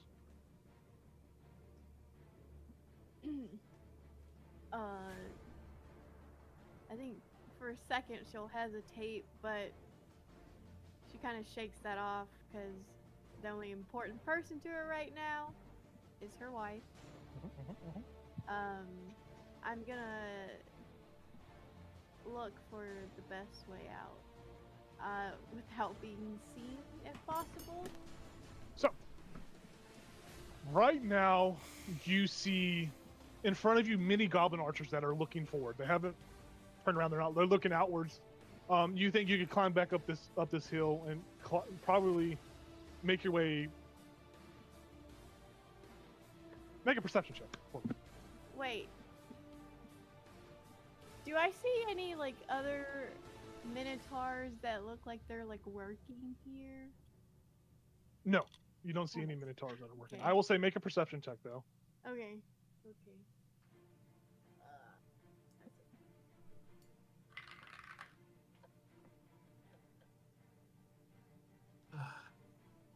18. 18.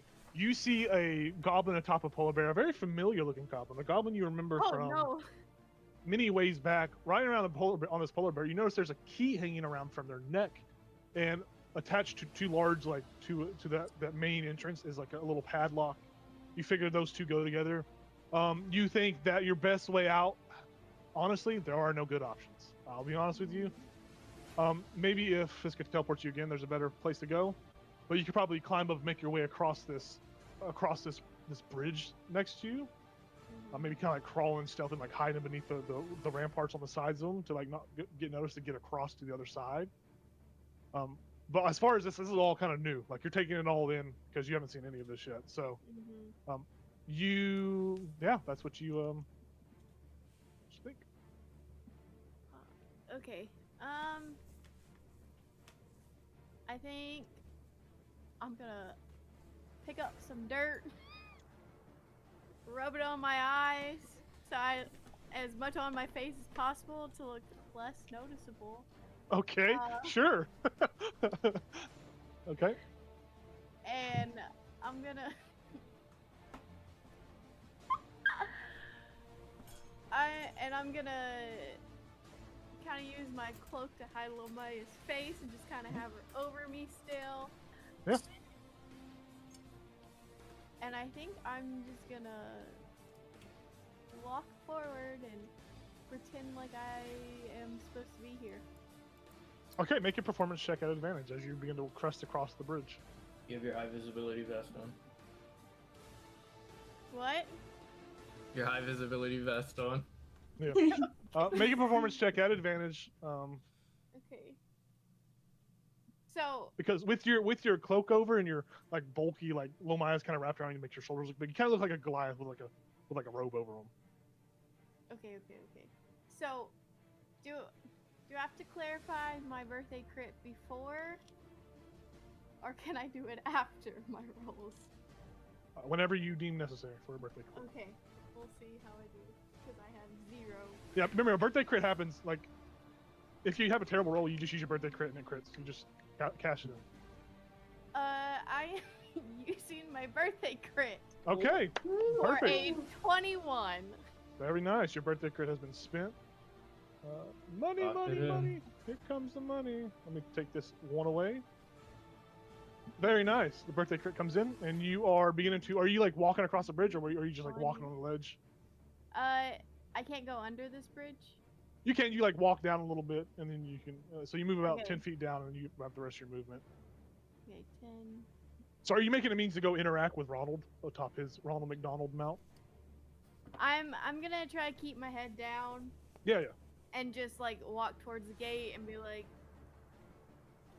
Okay. "Need to get out." Yeah. So you'll make it to Ronald, and you begin this conversation, which you'll pick up on your next round. You'll pick up this conversation on your next Well, round. can I dash to get closer to the door? Yeah, that's fine. I'm fast walking. 20. So 25. And we'll pick up the conversation next round. So Up there. we move over to the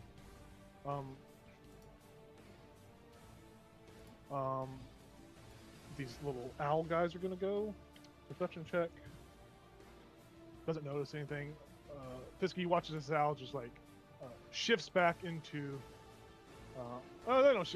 Yeah, you watch them shift back into this this figure, this robed figure, this Goliath figure, and they begin to like run this way, running towards the. That's all you see, and they disappear from view.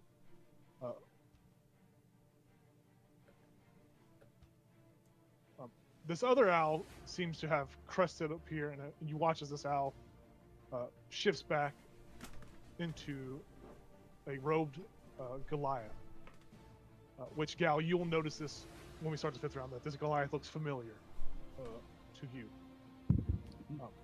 We'll answer that when we get there. So they've gone, these big guys, you don't know what's going on with them. The goblins are actively looking and watching. Perception checks for both of them. One's terrible, the other one's terrible. They begin to move. Start to move, and they kind of like join in with this clergy type individual. That's their full turn. We come back to the top of the round. We come back to Antiochus at the 4th round. This is, still happening. So Antiochus, what are you doing now? Have these guys seen me? The people directly in front of me. Anyone? They are looking forward. They're not. They don't know anything is going on yet. I don't know why. I don't think that changes. Okay. I'm. Oh, I need to be able to click on my token. There we go. Well, probably here. I'm gonna cast Fireball with the scroll. I'm gonna use the scroll this time. Okay. So 20 foot. Yeah, 20 foot? 20-foot radius. You can place it wherever you want to place it. Like right there. Right there. All right. So they will make some saves real quick. 17. Dex 17. 17. Dex 17. I'm not leaving. I mean, the key's on. You can just give me that. Give me that. Yeah. Also, they're not going to be looking at you, you know? Oh my god, a bomb! Oh,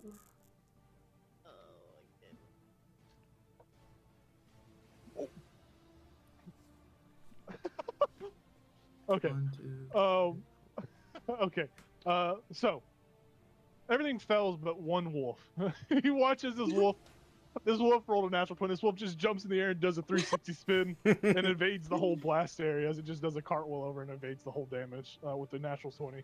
But your fireball goes off. Go ahead and roll the damage. And remember, this is if it does enough damage, it might collapse this whole platform. All right. 27. 27 damage. The platform is vulnerable because it's fire. So it's 454 damage. Yeah. So, even though the wolf did this sweet ass fucking cartwheel over the fireball, as it lands, the platform beneath it is sundered and just splinters and falls as all of these people within this area in the wall just collapse and fall off the edge of Karkalok. And this loud explosion instantly draws everyone else's attention over in this direction. Jayla, you get to the door and you're about to say something when you hear boom! This explosion just go off behind you, the sky light up. Kitris and Enoch, I think you two hear that, glance back, which we'll address whenever we come back over to you guys. Yeah. 5th round. You hear this explosion. You noticing stuff's happening. And Tychus, you have casted Fireball. What else is happening?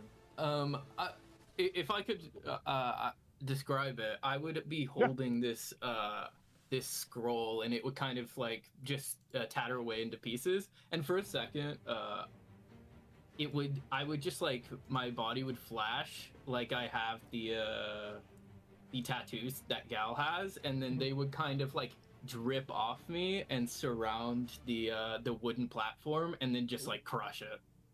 Hell yeah! nice. That happens. It's epic. Fuck yeah!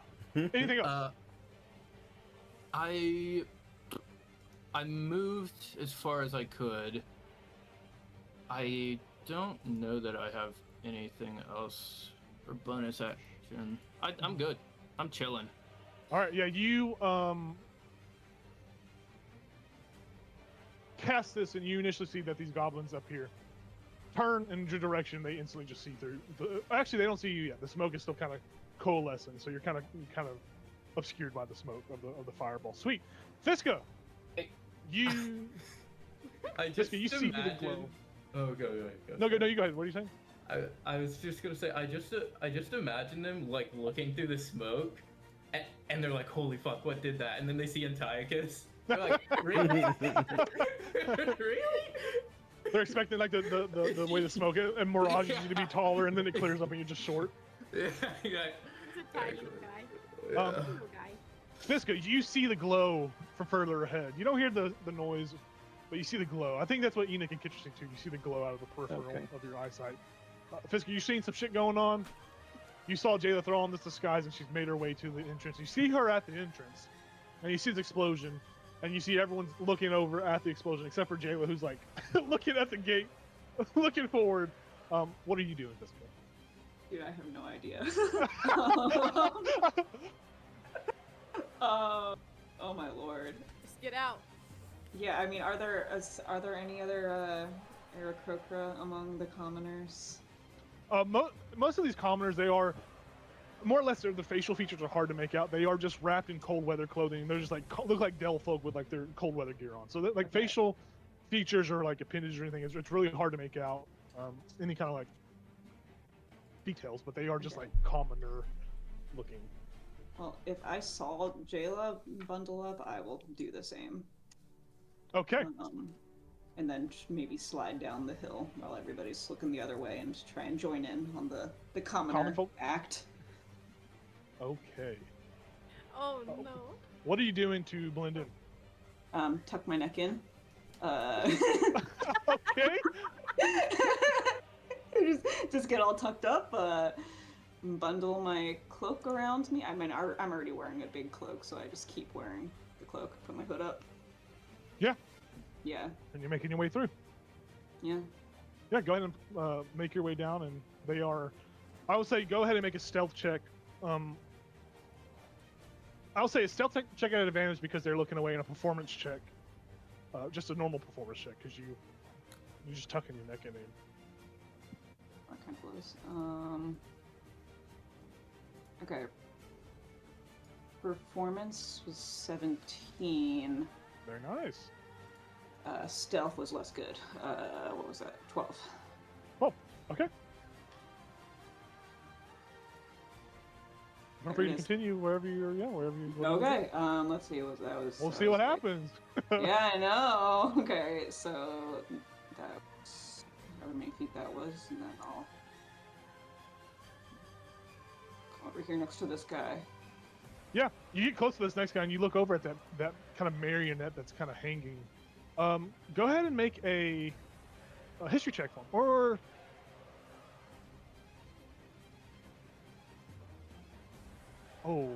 nope. Go ahead and make an Arcana check for me. 8. That's a sweet ass puppet. Hell yeah! All I right. should make myself one of those. Hell yeah! How you many fish you could catch with that thing? All right. With that, we move over to Toheen, Kitris, and Enoch.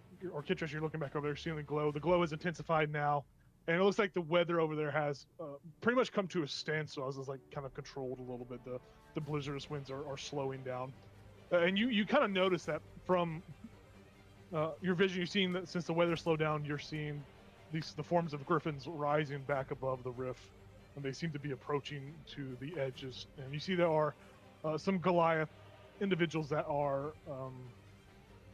You usually see one Goliath. You see one Goliath individual that's like the closest in like your vision range. Is like reaching out to the griffin as if to like, get it close to ride sort of situation.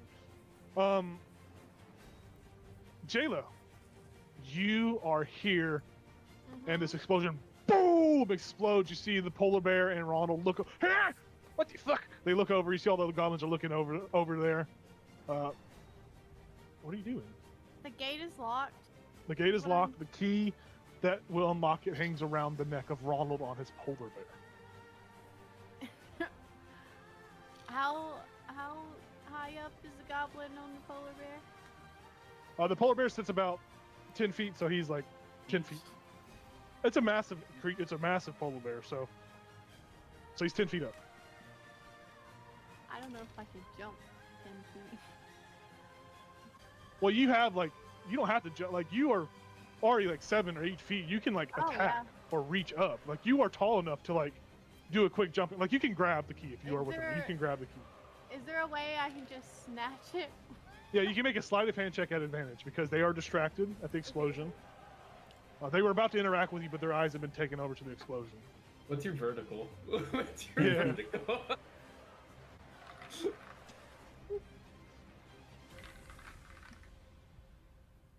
Okay. 23. Nice. Yeah, you usually take it off this goblin without them noticing. The polar bear doesn't notice either. That was your kind of interaction with the environment. You are able to use your main action to unlock the gate. Yep. I will say the gate. There is a small gap beneath where a small creature could slip through. If you want to make like an acrobatics check to you could try to push Lamaya under. You could try to begin crawling under. But you have to use your full action to unlock the gate, and the next round you'll have to pick up the gate somehow, or push the gate open. Your main action will be to unlock the padlock. Okay. I do that. Use your action to do that. And then I'm gonna just throw the key over by the polar bear, so it seems like he dropped it. Yeah. And can I shove Lamaya through the door? The little That door? would be consistent like an action as well. Oh, So okay. no. Okay. But you could shove her before you unlock it. Hold on. Can I? What is it called? You tell me. Oh, just kidding. I cannot. I already did that. Just kidding. Okay. I'm gonna actually. You want to retcon and just push her underneath the thing and then next round open the door and move, or because you'll be able to use a free interaction next round to push the gates open, basically. To open the gates. At least I didn't lift it. I think it's a opens inward. It's not like a lift up. It's just a padlock that holds it shut. Okay. So if I shove Lomaya through, wait, can the goblins see that? Like on the other side of the door? You don't know yet. You see these goblins are all looking at the fireball. They're kind of looking in that general direction. They might see something. I think I'm just gonna unlock it. Yeah, perfectly fine. All right. And then hold on. Sorry, I don't remember all the things I was gonna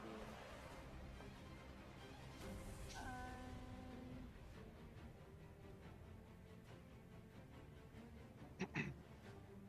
I'm gonna use another. No, I'm not. No, I'm not. Okay. Yeah, I'm done. Sorry. Okay. With that, we move over to the clergy type. You guys don't know what's happening over here, but something's happening. And then over here with Kitris, Gal, and Enoch, you guys see this owl shapeshift into a clergy, a Goliath clergy, and you watch as she reaches into a pouch, pulls out some bones, rubs them together. Her eyes glow, and you see she seems to be casting some sort of spell. And she lets the chicken bones down as she casts augury. Yeah. She seems to be asking a question to learn some information. So.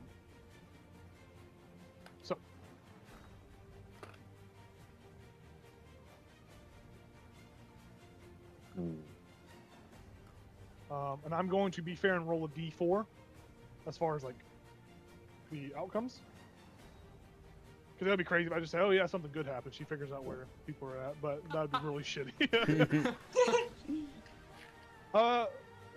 Sadly, though, I did roll a 1, which would be will for a good result. So you see she's saying something, asking something. She uses her action to cast the spell. And then her eyes glow, and you watch as she turns around away from Gal and them, and she looks down at the commoners and looks like she's about to yell something. She hasn't yelled it out yet, but she seems like she's about to yell something as she's about to address some sort of crowd. She cannot do that as her action. The other Chillbringer, or whatever you want to call her, is not there. The Frost Wardens, the Goliaths, you see that they reach out their hands as the Griffins are flying closer and look like the Griffins are within 12 seconds of them mounting them, beginning to ride out with them. This Griffin flies over here. This Griffin seems to be waiting on. It lands right here and waits on someone to approach him. The goblins are, they do something. These goblins do something. Oh. We'll figure that they move this way. They're just dashing. They haven't made it up yet. This guy has literally just collapsed from exhaustion and is not dead, but out. These other goblins, though, they all look at Antiochus. They're looking through the smoke. The smoke still kind of fogs their vision of you. So they're all going to make a perception check to see through the smoke. I'm going to just roll 1 dice for all of them, but something else will happen on this turn. All these goblins don't see what caused the explosion as they're looking. They're still maintaining with that. But you do hear one of them. You do hear the as one of them has lifted the horn up and is blowing the horn to signal something is happening. And you hear as one tower goes off, another tower echoes it, and it begins to grow louder as the sound begins to kind of cascade over the area. We switch back over to Gal and the group as we come to the top of the 5th round. You guys hear the sound of this horn beginning to blare. So you can hear it over the wind. You see these figures leave. You see Zardarok, Mindu, and Townspeak there leave this building, all of them angry. Jackson is in the way. He's close to Zardarok. He's not looking at Zardarok, but you notice this clergy type is doing something, cast some spell. Looks like she's about to address the commoners down below. There's some sort of fireball has happened behind. Gal is locked into combat. Gal, you don't see any of this. You don't hear any of this. I'm just gonna say you are locked in for the current threat. I was gonna agree with and you. You are focused. What are you doing as this 5th round of combat starts? I'm going in. I'm I'm still going. I'm Very not nice. stopping.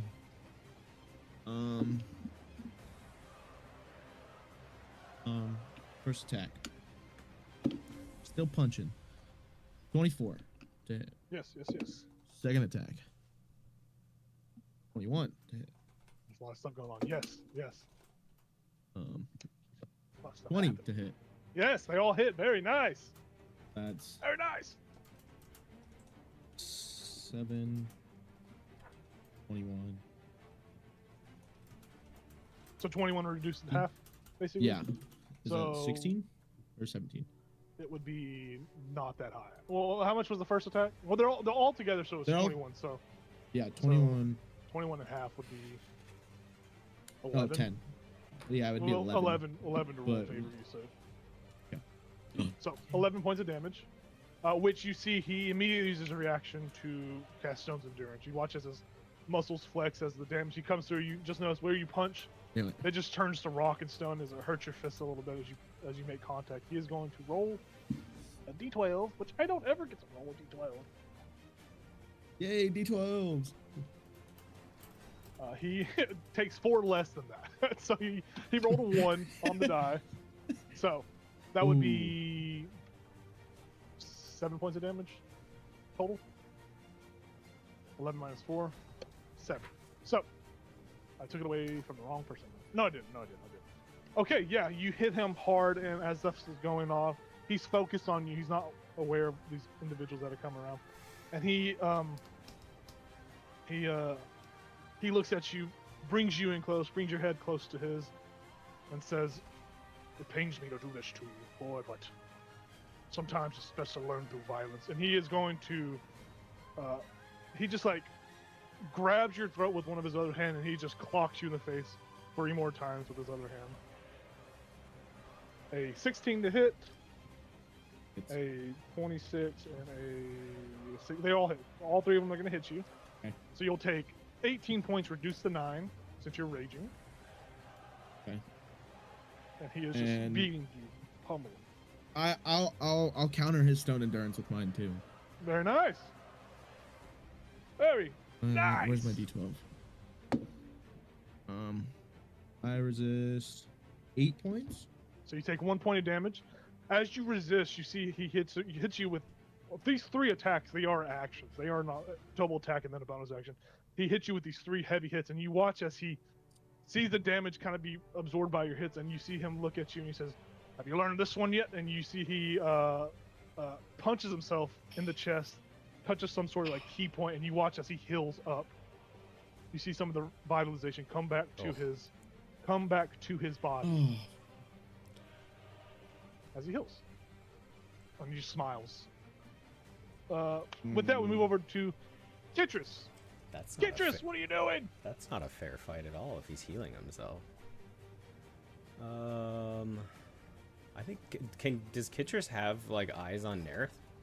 Can he actually see his face? Yeah, you see all 3 of these guys. Like, as they come around, he probably hasn't clocked you yet, but he is coming out of this building behind Zardrog, which I mean Zardrog's like 4'4", 4 foot nothing. He's a dwarf, right? So you just see Nerith above him. What if it looks I don't like know why I think that's so funny, but it is. if it looks like Nerith possibly might not see me? I'm gonna try to like not run, but like just slowly move this way. And Okay. is this a wall right here? That is a wall right there. Yes. So nobody can see me back here. I will say you could. I mean, you can make a stealth check at advantage, just to kind of slink away.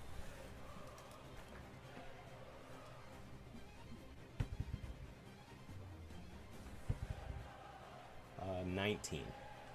19. Good enough. Yeah, you slink away and you are. You feel hidden against that wall, kind of pushed up against the wall. You're kind of like squeezing between the wall and the mountainous, the little ledge you're on. Okay. And yeah, I mean, I would have kind Yeah. of like given Enoch a little elbow on my way by, heading over Yeah. there. Very nice. Enoch, what are you doing?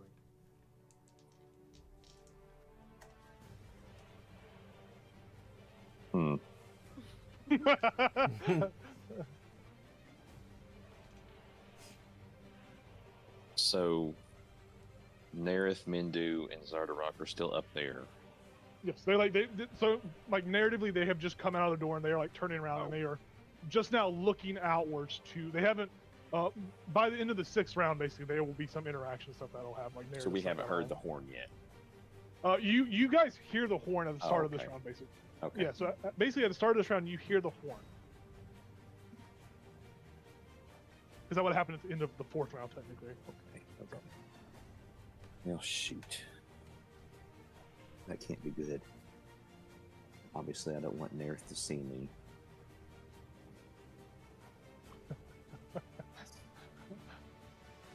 There's a lot of shit going on. Yeah. Holy shit, dude. And these are wolves up here on the wall? Yes, they seem to be, for the most part, they're not really. They're just standing on guard. They haven't acted. You see, they hear the horn and they're like looking around. They're like trained to start looking around. So you see, they start their olfactory nerves begin to sniff around their noses. I guess I'm gonna follow Kitris. All right, go ahead and make a stealth check at advantage for me. I would have made space for you, so I'll go right there. You say, no, this is my spot. Find another spot.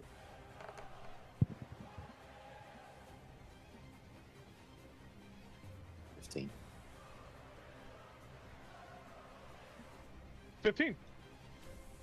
Very nice. Good to know. 15. Very nice to know. Hold on. I'm looking.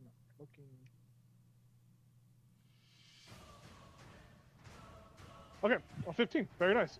With that, we come up to Gal. It's your turn again. All right. I don't know. It's just so tempting to see him heal. Gal's tempted to grab the axe. Yeah. Oh, badly right now. I'm gonna keep at it without the axe. Okay. I'll look like I'm reaching for it, but just go for an elbow. Okay, I like it. Very sweet. Yeah. I'm thinking about recklessing, but like, it might screw me over so badly. Pocket sale. So, the first one's a 24. Yep. Second one, 22. And then 20. Nice. So that'd be the 21 damage total. Reduced And half to would be 11 again, basically. Mhm. Very nice. Yeah, he takes it. Okay. He takes these 3 hits from you as you pummel into him. A smile, as you're punching him, he just non-blinking, smiling, blood pouring from his mouth. He says to you in this moment, he says, I haven't had felt battle like this in so long. The last one that faced me didn't last this long. And he is going to reach back hard, aim for the center of your chest, and try to hit you directly in your chest. And then he is going to follow it up with another hit and then an uppercut as the last hit. So he tries to throw these 3 extra attacks at you. The first one should miss with a 12. Yeah, that misses. Second one is an 18, and the third one is a natural 20. Crit. So there's the crit. there it is. I was There waiting for it one is. crit. So all in all, it's 18 damage total with the crit. So you'll take 9 points of damage again. And he is engaged in battle with you. And he clocks you like reaching, like even though he was kind of like a feint, he clocks the reaching for the weapon. Kitris, what are you doing? I'll just whisper to Enoch. We don't recognize Zardark. We've never seen him before, right? So we wouldn't know who that This is. is the first time you've seen a Duergar with, like, you heard from the message Right. about, you guys were heard about. Actually, Enoch saw this Duergar the other day flying on a griffin, or Yeah. earlier Mm. flying on a I mean, griffin. he's obviously of some import with his crown Yeah. and his armor. Yeah, he looks menacing. He looks just like there is an air about him that just kind of radiates off of his like natural vibe. Like you can see that he runs the show. Yeah, I think Kitris would just say to Enoch, winning anything just got much less likely. So, I feel like we could hide behind here for now. But we may need to leave Gal behind. Not yet. Especially with Nerth there. No, not yet, Right. but yeah. Okay. I concur. Yeah, I would just stay put, maybe inch a little bit closer to the edge. Okay, very nice. I would say go ahead and roll another stealth check at advantage, just so you're maintaining your stealth. You have advantage on it. Oh, that wasn't as good. 12. Okay, 12. Enoch, we come over to you.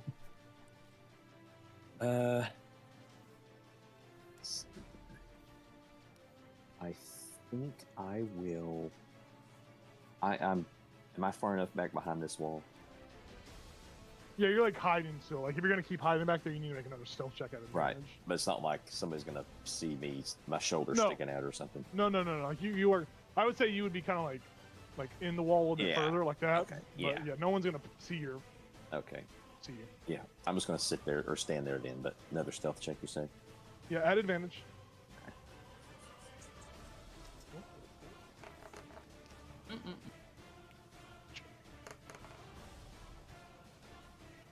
Mm, 13.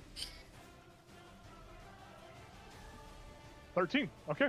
12 out of 13. Very nice. Yeah. All right. Let's take a quick break. I got to figure out, my landlord's texting me saying he didn't receive some money. So I got to figure that out real quick. Let's take a quick 5-minute break, decompress. We'll pick it back up, back over. We have some narrative stuff's going to happen for a second. Okay, cool. And then we'll cut back over to Baby Squad. Baby so 5-minute break. Squad. We'll be right back.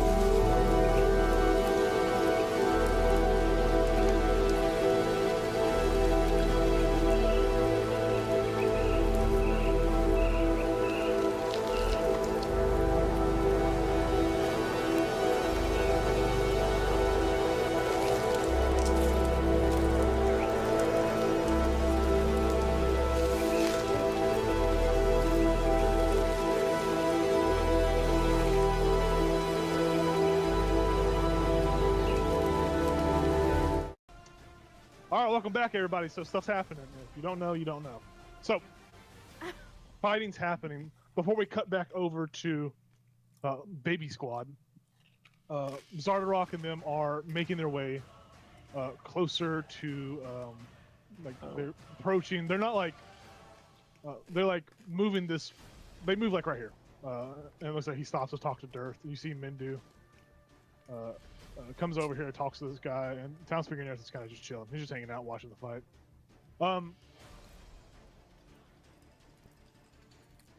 Zardarok looks. You don't know how he looks because you can't really see him. Stuff is being said.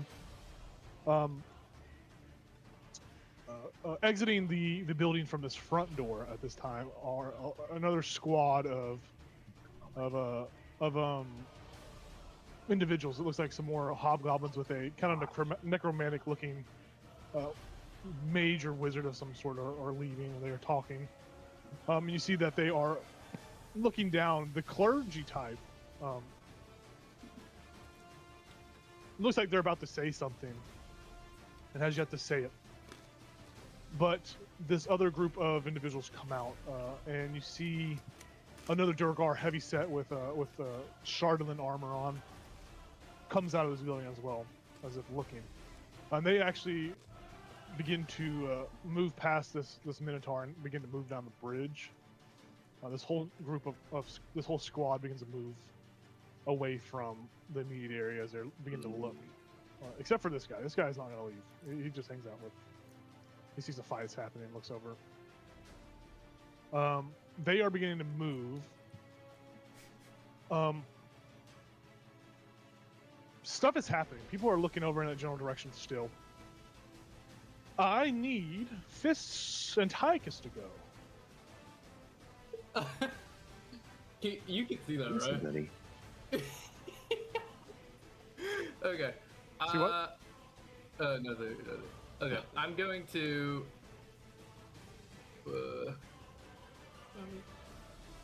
Well, maybe here, maybe there. And then, you know it, you love it. I'm gonna cast Fireball. You're gonna cast Fireball. Yeah. Okay. Okie dokie. Cool. And I'm going to. I just saw a whole big. A bunch of new friends that I met. Yes. Trying to draw it. That's 20 feet, right? That's 20 feet. Yep. Like right there. I Okay. definitely want to hit the clergy guy before he talks. Yeah. I will. For think- play. Yeah, go ahead. I was gonna say, I think Kitris and Enoch are gonna see this one. I'm actually gonna get on the bridge, and I don't want to actually go prone, but for flavor, I will get my gun, and I'll just go prone and Shoot it? light it up. Yeah. Yeah. What level are you casting this Fireball at? Oh, just I can't. You can't tip me because I'm not doing it. But it's just gonna be third level. It's just gonna be third Okay. level. You shoot the Fireball, boom! It flies through the sky. You see this necromantic wizard throw their hand up in the air, catch the flames. You watch this flame just swivel out, disappear as she casts counterspell on your spell, and she I don't points in think your I'm in direction. range. 60 feet. You're right. You are in range, isn't it? 60 feet, isn't it? Yeah. She doesn't do that. She does not do that. You're right. Well, actually. That's yeah, a good huge call. Good call, story. actually.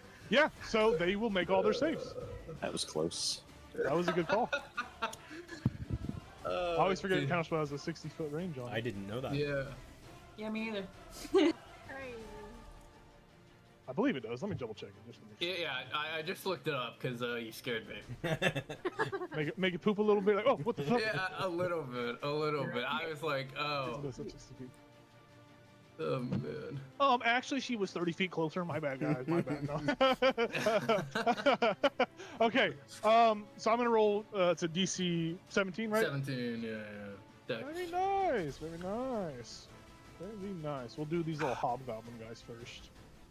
So, I believe they each have the same. Max damage, please. Please.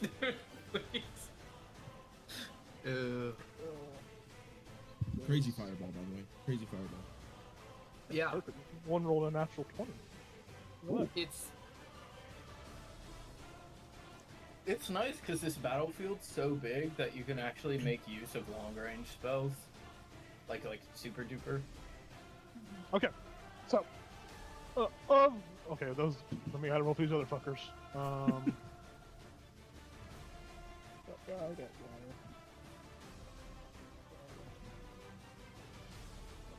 Okay, so, you see the necromancer succeed. She got the critical success.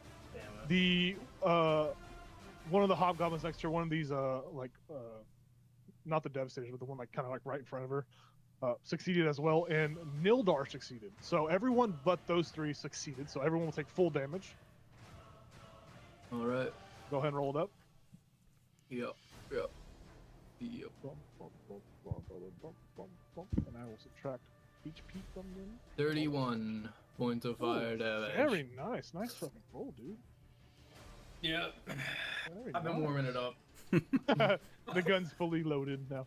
So you said 31 points? Yeah. Okay. So this guy almost died. Actually, no, he succeeded, so he takes half. I'm tripping. So what's 31 divided by 2? 16? 16. Depends. 31. Write all this down real quick. 1.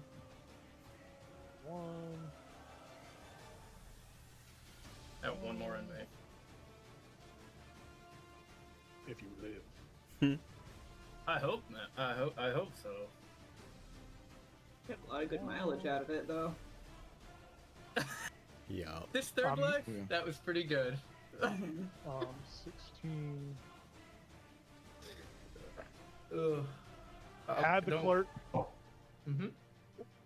Oh no, the clerk failed, right? The clerk didn't. She didn't succeed. It was one of the hobgoblins, the Right. necromancer, and Nildar. Okay. Yeah. And that bridge falls apart there as well. The bridge begins to crumble apart, and that way it's kind of closed off. So you notice that these guys here, they are gonna fall and die. 30. Yeah, 30 feet. 30 feet. These guys dead. This guy's dead. This guy died. This guy's fine. She will make a dex save. They both will. Let's see if they test. Both 16s on the die. That's crazy. They both succeed, so they don't fall into the pit. She kind of grabs onto the ledge and stutters forward a little bit. The Minotaur back here is perfectly fine. This area here has been completely sundered and collapsed. Nildar's fine. You see the cleric incinerates and dies into snow. And is no longer able to get off whatever message she had seen. Oh, shit. With that, though, Zardarok, Townspeaker, and Mindu have seen something. Yeah. These commoners have seen another fireball and are looking around. The goblins are all looking. People are looking every which way, and so Tyler, you were noticed. Even though you laid down the point of origin is very well just to let you know, I get it. Okay. Okay. With that, we move over to Visca. You see this explosion go off, and people are looking around. Are the commoners moving at all? They're all looking around, talking, and they are kind of coalesced. They haven't really made a decision. They haven't moved yet. They're kind of like they were first pulled over here, and now they're pulled over there. So they kind of looked back, looked forward. So they haven't actually committed to a move yet. Have they spoken in common at all? No, you haven't heard a single word been uttered. It's been eerily quiet while you're down here. Very interesting. And what was the stealth roll you rolled earlier, by the way? Oh, Do you remember? It was like 21, right? I think it was like a 12, but No, I did a 21 when I was on top of the ledge, and then it was okay. only like a 13 when I got down. it's okay. Don't worry about it. It's okay. Keep going. Yeah. But my performance check was good. Yes. Yeah. Well, I guess I was gonna like do a suggestion to a commoner, but not if I haven't heard them speak common. So I guess I will just start making my way out. So you're going to attempt to move past, as they're all standing, so you're going to attempt to move past them. Yeah. Are you doing this stealthily? Yes. Okay. Roll normal, just because you are amongst them. Yeah. Excuse me. 23. 23. Nice. Gives me coming through. As you move through them, what are you thinking in this moment? I'm thinking I want to get the fuck out of here or I'm gonna die. Fiska's just like, I don't want to die. So Fiska, you are moving through this space pretty stealthily, and you are thinking, I don't want to die, I don't want to die. You hear the noise of people turning around. You hear the sounds of cloaks. You kind of glance back and you notice that all these commoners are looking at you, their eyes are glowing as they seem to read your thoughts as you move past them, as they are doppelgangers. And they have heard the thought of get the fuck out, and they've seen you move. They haven't moved yet, but they've all turned and they've noticed, all in unison. They kind of, as like a hive mind, they kind of just, they're looking in your direction. They haven't done anything, but it seems the stealth check has not gone unnoticed. You visually see that they have noticed you moving away. Oh, okay. Well, I dashed, so that's Yeah. my turn. You're booking it, man. You're booking it. Toheen gets to go. Yippee! What she's doing, you don't know. We move over to Miss J-Lo. Everyone is still distracted, right? They have looked back, and now they are looking across away. Some of them are looking like they do that thing where they turn this way, and then they have all kind of looked centrally. And most of them, well, half of them, I've seen Antiochus in the middle shooting a shotgun. So if you try to be stealthy in this moment, it will be at disadvantage because now they're actively looking in the area you're at, like in the general vicinity. Okay.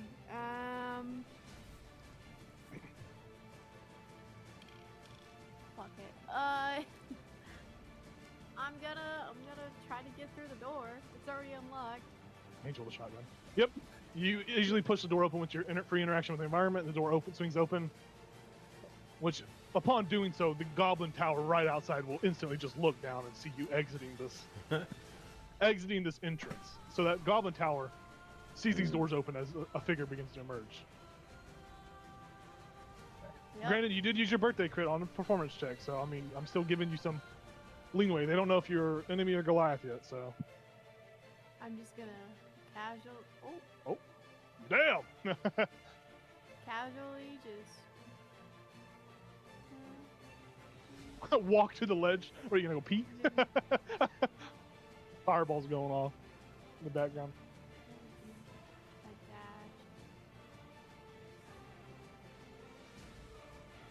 that. And I'm gonna get ready to start climbing down. I will say, I need a deception check.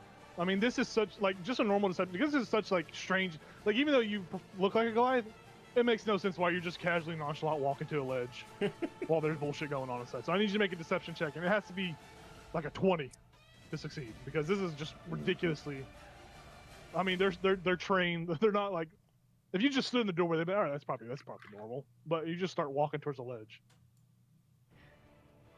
Just normal. Yep, no bonus, no Wait, advantage. wait, no disadvantage. I have inspiration. Okay. I'm scared. Actually. Be brave.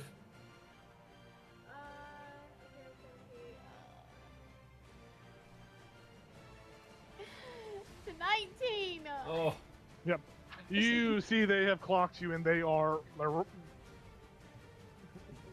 jumping on their hickory stump, and they're rosin up their bow. They are pulling their bows back, and they're about to let it loose on you. As they're gonna send you to Georgia. You're about to let it rip. Yep. That's They're about what to they start think. playing some fun Charlie Daniels song. They are looking at you, and they more than likely are going to shoot at you when their official turn comes up. Okay, can I bonus action? Toss. Toss Lamaya off the cliff. No. Well, actually, am I able to like get my climbing stuff ready, or would that? Yeah, I mean, we'll say you're using action like ready, like get these equipment out to make it easier to climb. Like you are pulling out tools and stuff, Okay. which is And even then more suspicious looking. I gotta do what I gotta do. Has she got a fucking pitten? Is that a pitten in her hand? What is she doing? I'm gonna use my brace yourself thing as bonus action, so I have Okay. I have half cover. Okay, good to know. Very good to know. That gives you a +2 to AC, I believe. Cool. It's half cover. They're Okay. tickling her from the tower. With that, we move over to the Chillbringer. One of them has died. Was there a discussion to go down south and climb down?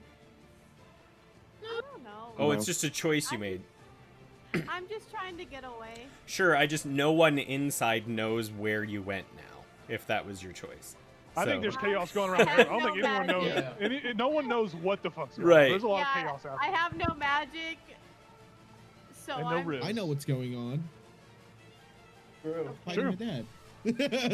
That's I was just You're making putting sure I your hands didn't on miss it. something. Like, no. Yeah. okay, I'm just trying to get away. fair.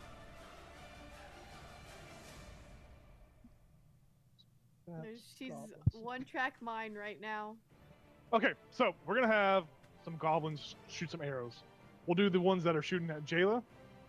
So these 4 goblins are shooting at you. You have half cover. So one of them is a 30-20. Yep, the highest one was a dirty 20. I'm at 22 right now. Okay, all these arrows shoot out at you, Sweet. and they do Wow. not hit. They miss. Dang. Oh, Very nice. Now we're gonna deal with the goblin shooting at Antiochus. Uh-oh. poor Little little me. man. Did you actively go Whoa. prone? no, Or did you I just- didn't. Okay, I was gonna say because if you actively went prone, they would have disadvantage. No, I didn't want to go prone. Okay. And you have half cover because these ramparts are giving you half cover, so you're a little bit harder to hit. Yeah. They are shooting. Let me see. How far is this shot? I mean, it's it's inside these peaks, so the wind's not gonna disrupt it anything crazy. 'Cause Yeah. it kind of, yeah. So, the first one is going to be a 21. Second one is a 19. Those both should hit. 6. So 2 hits. I'll cast shield. Okay. So that negates both of them. No, I still get hit by 1, but The rest of them miss, so you'll only take 1 attack from these goobers. You only take 5 points of piercing damage as an arrow hits you in your hand. I don't know. Hits you in your hand. Oh, yeah, 5 points of piercing. And you're noticing after they shoot these arrows that they are actively they are moving.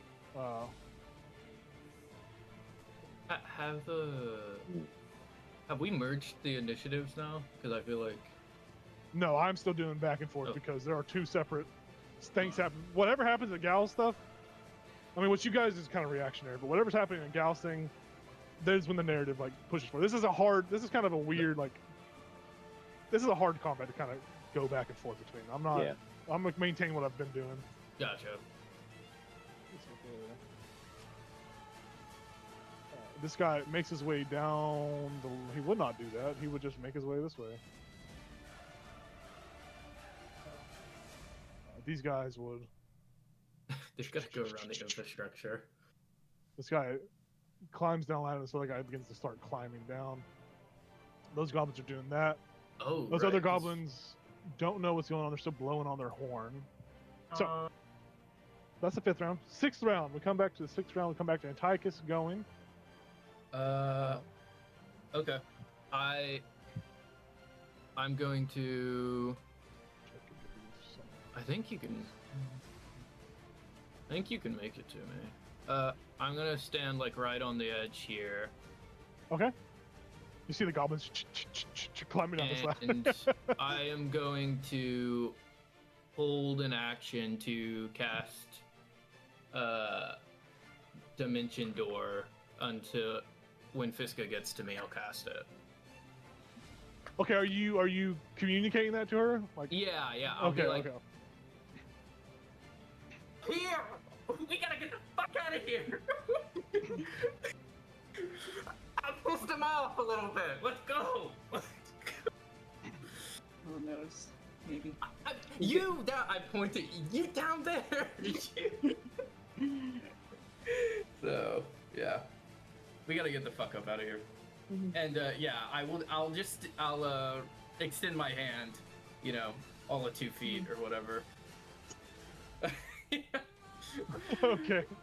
Yeah. Take my good hand. Very nice. You're holding the action to do Dimension Door when Fiska touches you. Basically, grabs your hand. Yeah. Very nice. With that, we move over to Fiska. Fiska, what are you doing? Cool. I'm gonna cast Hunger of Hadar on this mob of These mob of doppelgangers? yeah, this mob of doppelgangers behind me. Very nice. So it's a 20-foot radius. I'm gonna put it right here. Very nice. Yeah, because it's concentration, so it'll linger and get anybody who comes through. Very nice. Also, I will ask Tychus to make a perception check for me.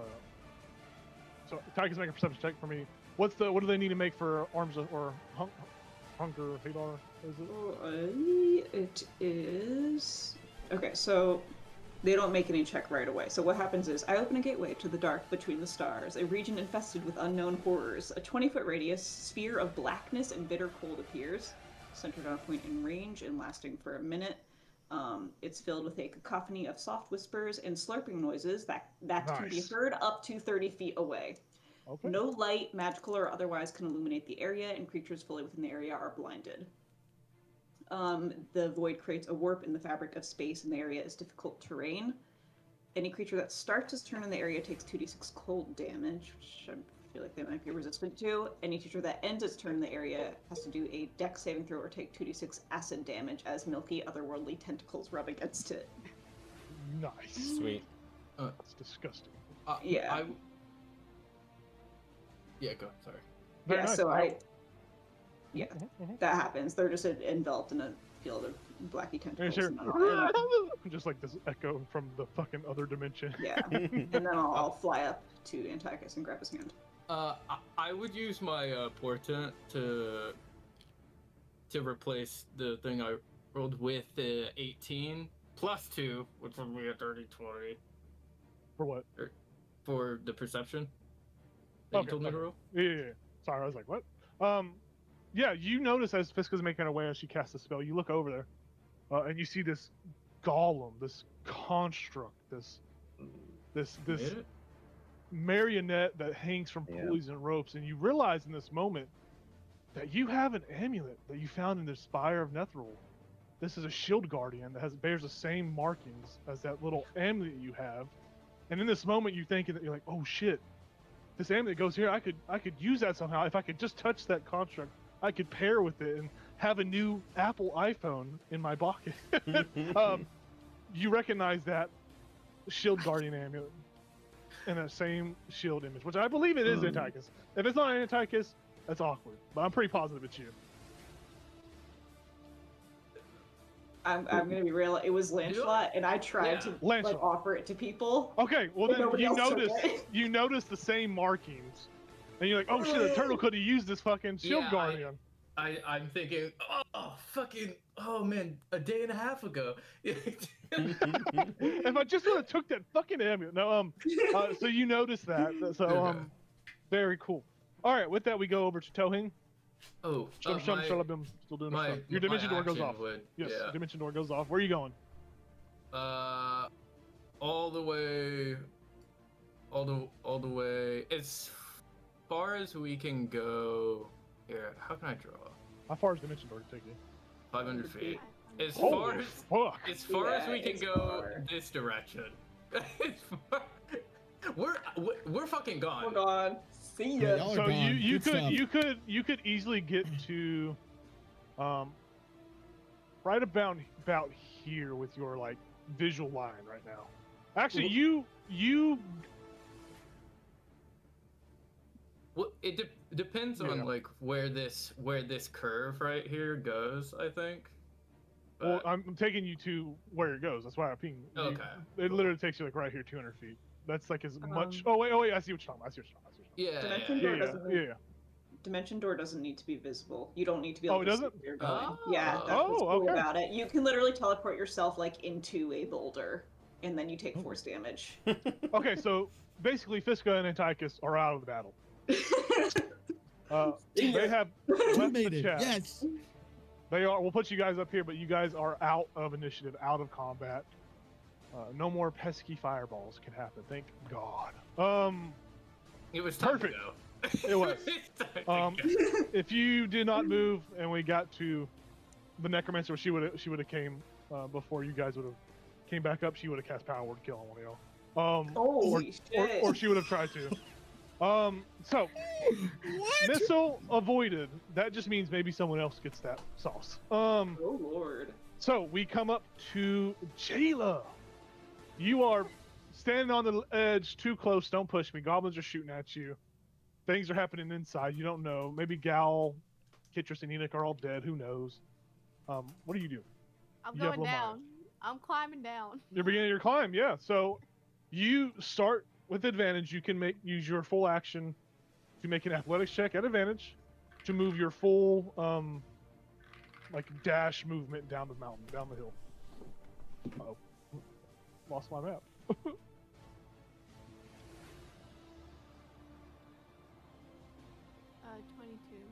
22. You with the Lomaya. It would have just been normal because you have disadvantage with Lomaya, but you're using tools, so it would have been just normal. I fucked that up, but yeah, 22. You begin to climb down. You start climbing down the mountain. You get down about 60 feet as you go. So you're 60 feet down, off the map. Not particularly too safe because you could still fall Mm-hmm. to your death, which would be very disappointing. Just so Lomaya is tied to me. Just Okay. so you- So she will fall first if you slip. Yes, we move over to the. Oh. Make a stealth check at disadvantage, actually. Did the map go away Sorry. for anybody else? Yeah. Yeah, it did. Yeah. I'm so sorry. I had to Okay. reload it. Is it back? Yeah. Okay, make a disadvantage stealth check, Star. Oh, What'd you get? 20. Natural 20? Very nice. Wow.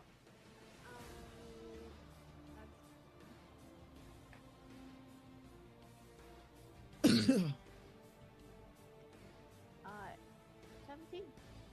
Oh wait, yeah, 17. Okay. Very nice. You dodged a bullet. I'm Just missile. because you would have been caught by this clergy type that's still alive that's going around, she would have noticed you descending, but they don't Oh. seem to notice you as they make their way over here. Fiska and Antiochus, what are you guys doing here? Get out of here. Why are you back over here? Sending messages. Oh no, I was saying like you guys like came back to the map, like populated back in where y'all were at. Sorry. Kitris, you and Enoch look over and see that these Goliaths from far over have mounted these griffins and are beginning to ascend a little bit. They have got on these mounts. They took 2 actions to do it. The wind is controlled, and this other griffin has made it to Toheen, and Toheen is beginning to climb atop of it. So these griffins are being mounted by these Goliaths, and they are beginning to ascend. So, do you notice that? But with that, we come back over to Gal and his dad. Gal, you are filled with rage as Papa stands before you. Enoch and Kitris, you don't know what the fuck's going on. You're seeing fucking Shooter McGavin over there throw fireballs like he's in hole You guys don't know really what's going on, but you know you're in the shit still. Yeah. Eventually somebody's going to come across you.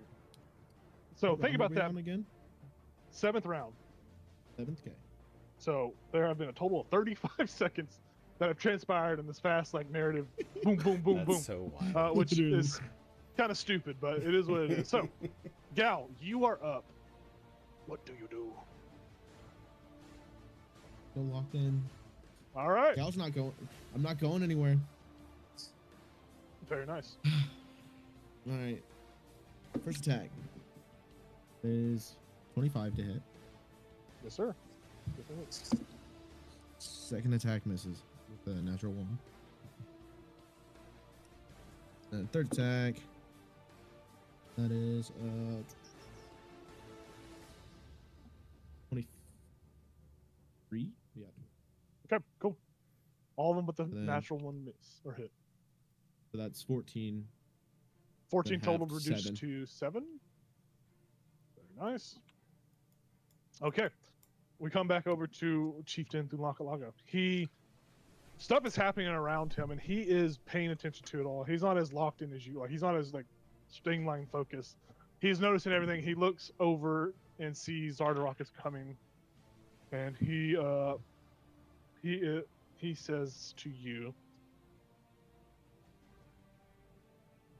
"We must end this quickly, or else I will have to resort to permanent endings for you, son. So yield now, or face certain death soon." And he still continues with his attacks. So he's gonna roll his 3 attacks at you: a dirty 20, a 26, and a 20 and a 15. Those all 3 hit? Yeah. So 18 total, reduced to 9, as he is laying into you, just punching you, giving you a warning as he lays into you. We move over to Kitris. What do you do? Is it still super windy? Like if I use my wings to get down this cliff? You've noticed that glow in the air over there. You saw what may have been some sort of elemental weather thing be happening. You notice now the wind has kind of come to a more moderate effect. Everywhere? You are able to fly. Oh, sweet. With my strength being a barbarian, could I carry Enoch down with me if I flew down? Yeah, if he allows it, you can easily do that. Yeah, so I mean, you have to wait till he gets to his turn before you guys kind of move together. But You don't have to carry me. Oh, he's just okay. gonna fucking jump. So I can just go then. Yeah, he is. Yeah. Oh, okay. Just Yeah. let the wind carry him. Kitchers We will... step of the not step of the wind, but whatever it's called. Yeah, Step Kitchers on the wind. Yeah. Kitchers will fly down and dash like best as he can, hugging to Hugging the wall. stay Yeah. out of view. Wait, where was I? Sorry. 10. What do I have? 80 feet?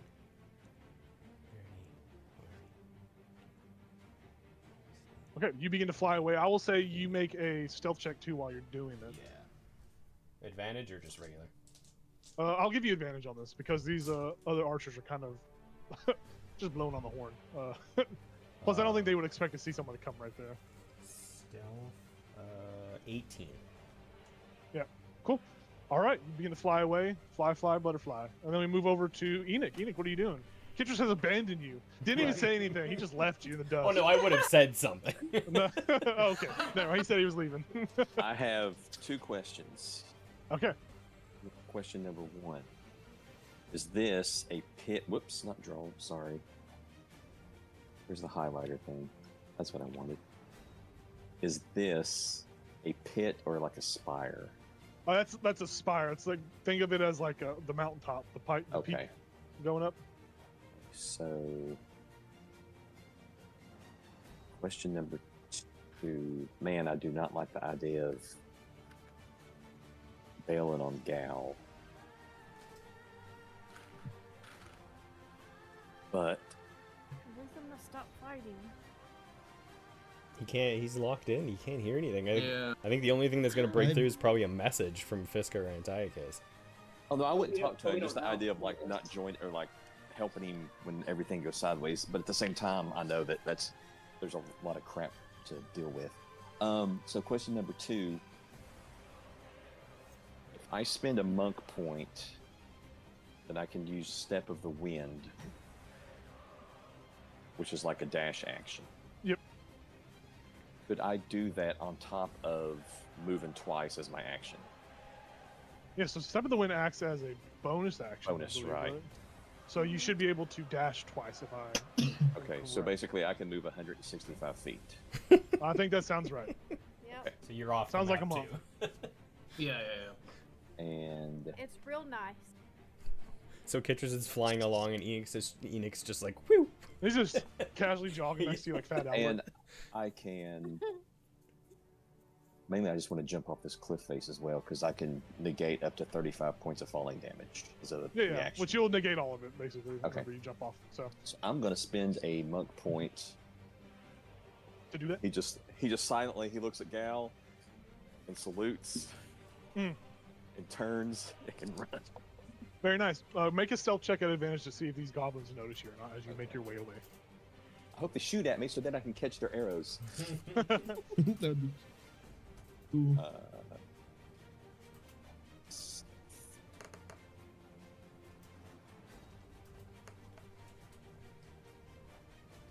16. 16. Very nice. Yeah, you begin to make your way away. Go ahead and move your token wherever your quick feet descend to. Okay. With that, we come back up to Gal. What do you do?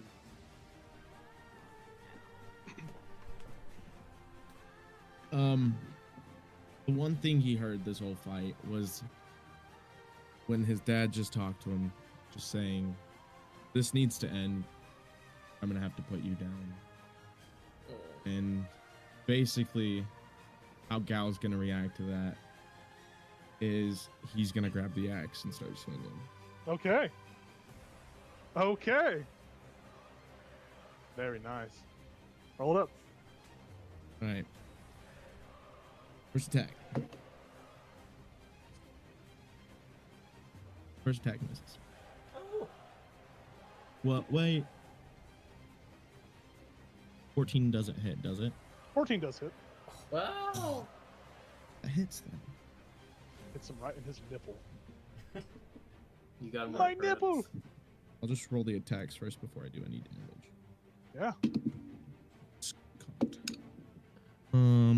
That's a 19. Third attack. The 15. Yeah, they all hit. So that's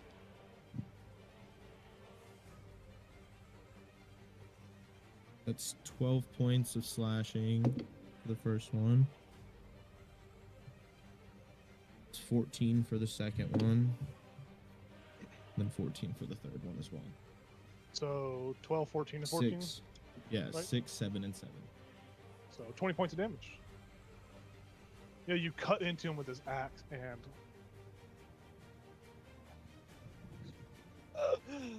you cut into him with his axe and he looks very disappointed.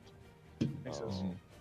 "Okay, my boy, you have chosen this path, and now you will sit in it." And he grabs the axe and is going to wrestle it from you. So I need you to make a contested strength check. Yes! That's a natural 20! Very nice. Yes! Nice. That's a 27 Nice. total. Or 27 total. Is it 20? Do I add my plus 2 to Your no. athletic Yeah, saving modifier? throws. It adds it to, well, with rage, Or just it's strength plus saving 2 to saving throws as well. throw. So that's 29. 29. Very nice.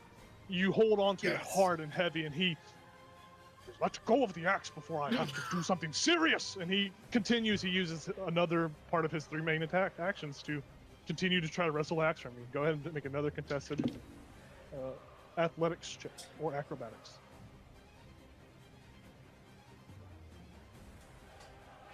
25. 25. I will cash in my birthday crit. Yeah. And that will beat your. It would not have beat your natural 20 earlier, but it will beat this 25. Yeah. And he rips the axe from you, and he rips it from you, and he swings at your head with his last attack action. Whoa.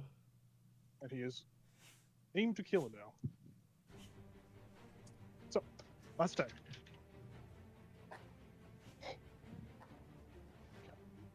So close to a natural 20.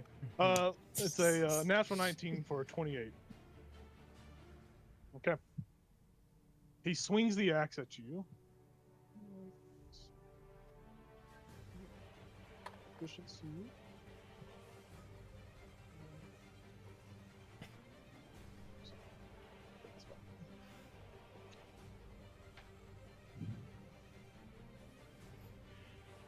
Oh boy. 16 points of slashing damage reduced to 8 with this attack. And as he grips the axe, swings it at you, you notice that the oral symbol on his forehead alights, and you watch as the axe goes back to that black and charlatan form, as the purified part of it spreads back, and you watch as he grips it. He smiles, and you watch as you see veins of like charlatan begin to kind of crawl through his body as he looks down and smiles at you. I think that is a good place to end the session at. Oh no! Wow. Thanks for tuning in, everybody. Sorry it was just all combat, but this was some super spooky, spicy combat. Yeah. Those of you that have left the building have leveled up, except for Tyler. Tyler doesn't level up. I can't. I don't get shit. Nope, because he's level 8 already. Gal, you are still level 7. So we will pick back up in a week or two's time. We'll see.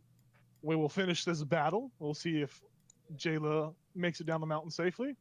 Even though you guys have left the battle, I mean, the birds are going to be astir now. There's going to be super stealthy hide and maneuver kind of events that'll happen here. So tune in next session for see what happens. See if who knows. We'll see. Thanks for watching. See you next time.